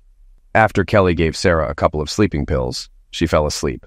She's seeing a lawyer tomorrow to file for divorce, Kelly said as she returned to the others. We sat in uncomfortable silence until Heidi spoke. James, I've thought a lot over the past 3 years you've been gone. Tomorrow I'm going to the hospital to see what's wrong with me. I wish you could help me through this. Mom, are you serious? David asked. She's definitely not herself, Sasha added. I want my money now. Write me a check so I can cut you out of my life, or I'll have you arrested before you even get to the hospital. Heidi, you're my husband's mother, Kelly said. But you took advantage of our kindness. We put our lives on hold when you had more than enough to take care of yourself. We accepted you. And no, Kelly, I said. She used you. Heidi only appears when she needs something. She's always been that way. You realized it much sooner than I did. At least we're all together now. You can call me anytime. Why don't you all come to Florida for Christmas? I checked my watch and knew it was time to leave. We'll be there, Dad, David said. Come on, Mom, I'll help you get ready. James, you can't be serious. How can you leave with this girl when I need you? Because she loves him and is loyal to him, Grandma, Sam said firmly. I handed Sam her coat, and she started putting it on. She leaned over and kissed me. James, you won't leave me, Heidi yelled. It'll haunt you. You've always forgiven me, and this time you're still mine. No, Sam said, stepping between us. He's mine now. Have a great day, Sam added. To hell with you, Heidi muttered angrily. We made it to the airport with 20 minutes to spare. The little V6 convertible navigated through the snow, and we arrived in one piece, flying back to Florida. David, Kelly, Sarah, and Sasha came to Florida for Christmas. They had a great time and pampered Sam, whose belly was already noticeably round. Sarah stayed, working on rebuilding her life after divorcing Justin. Heidi called them almost daily, but none of them answered. Eventually, she stopped calling altogether. A few weeks later, my lawyer called me for a meeting. Heidi and I had prepared wills before I left, and she never updated hers. Heidi passed away in the hospital, alone. Even on her final day, doctors were still trying to diagnose the mysterious illness that affected her. They suspected it might be similar to the condition that took her mother's life at the same age. I split the money equally among my children. The last task was burying Heidi on a rainy day. Most of the attendees left quickly. Surprisingly, Justin was there, likely trying to make amends with Sarah. As the rain intensified, the priest told me we needed to finish because of the weather. I said we would each toss a handful of dirt on the coffin and leave. We all gathered at David and Kelly's house afterward. I think I came out at just the right time to meet the woman who would bring me happiness for the rest of my life. For me, that made everything feel perfect.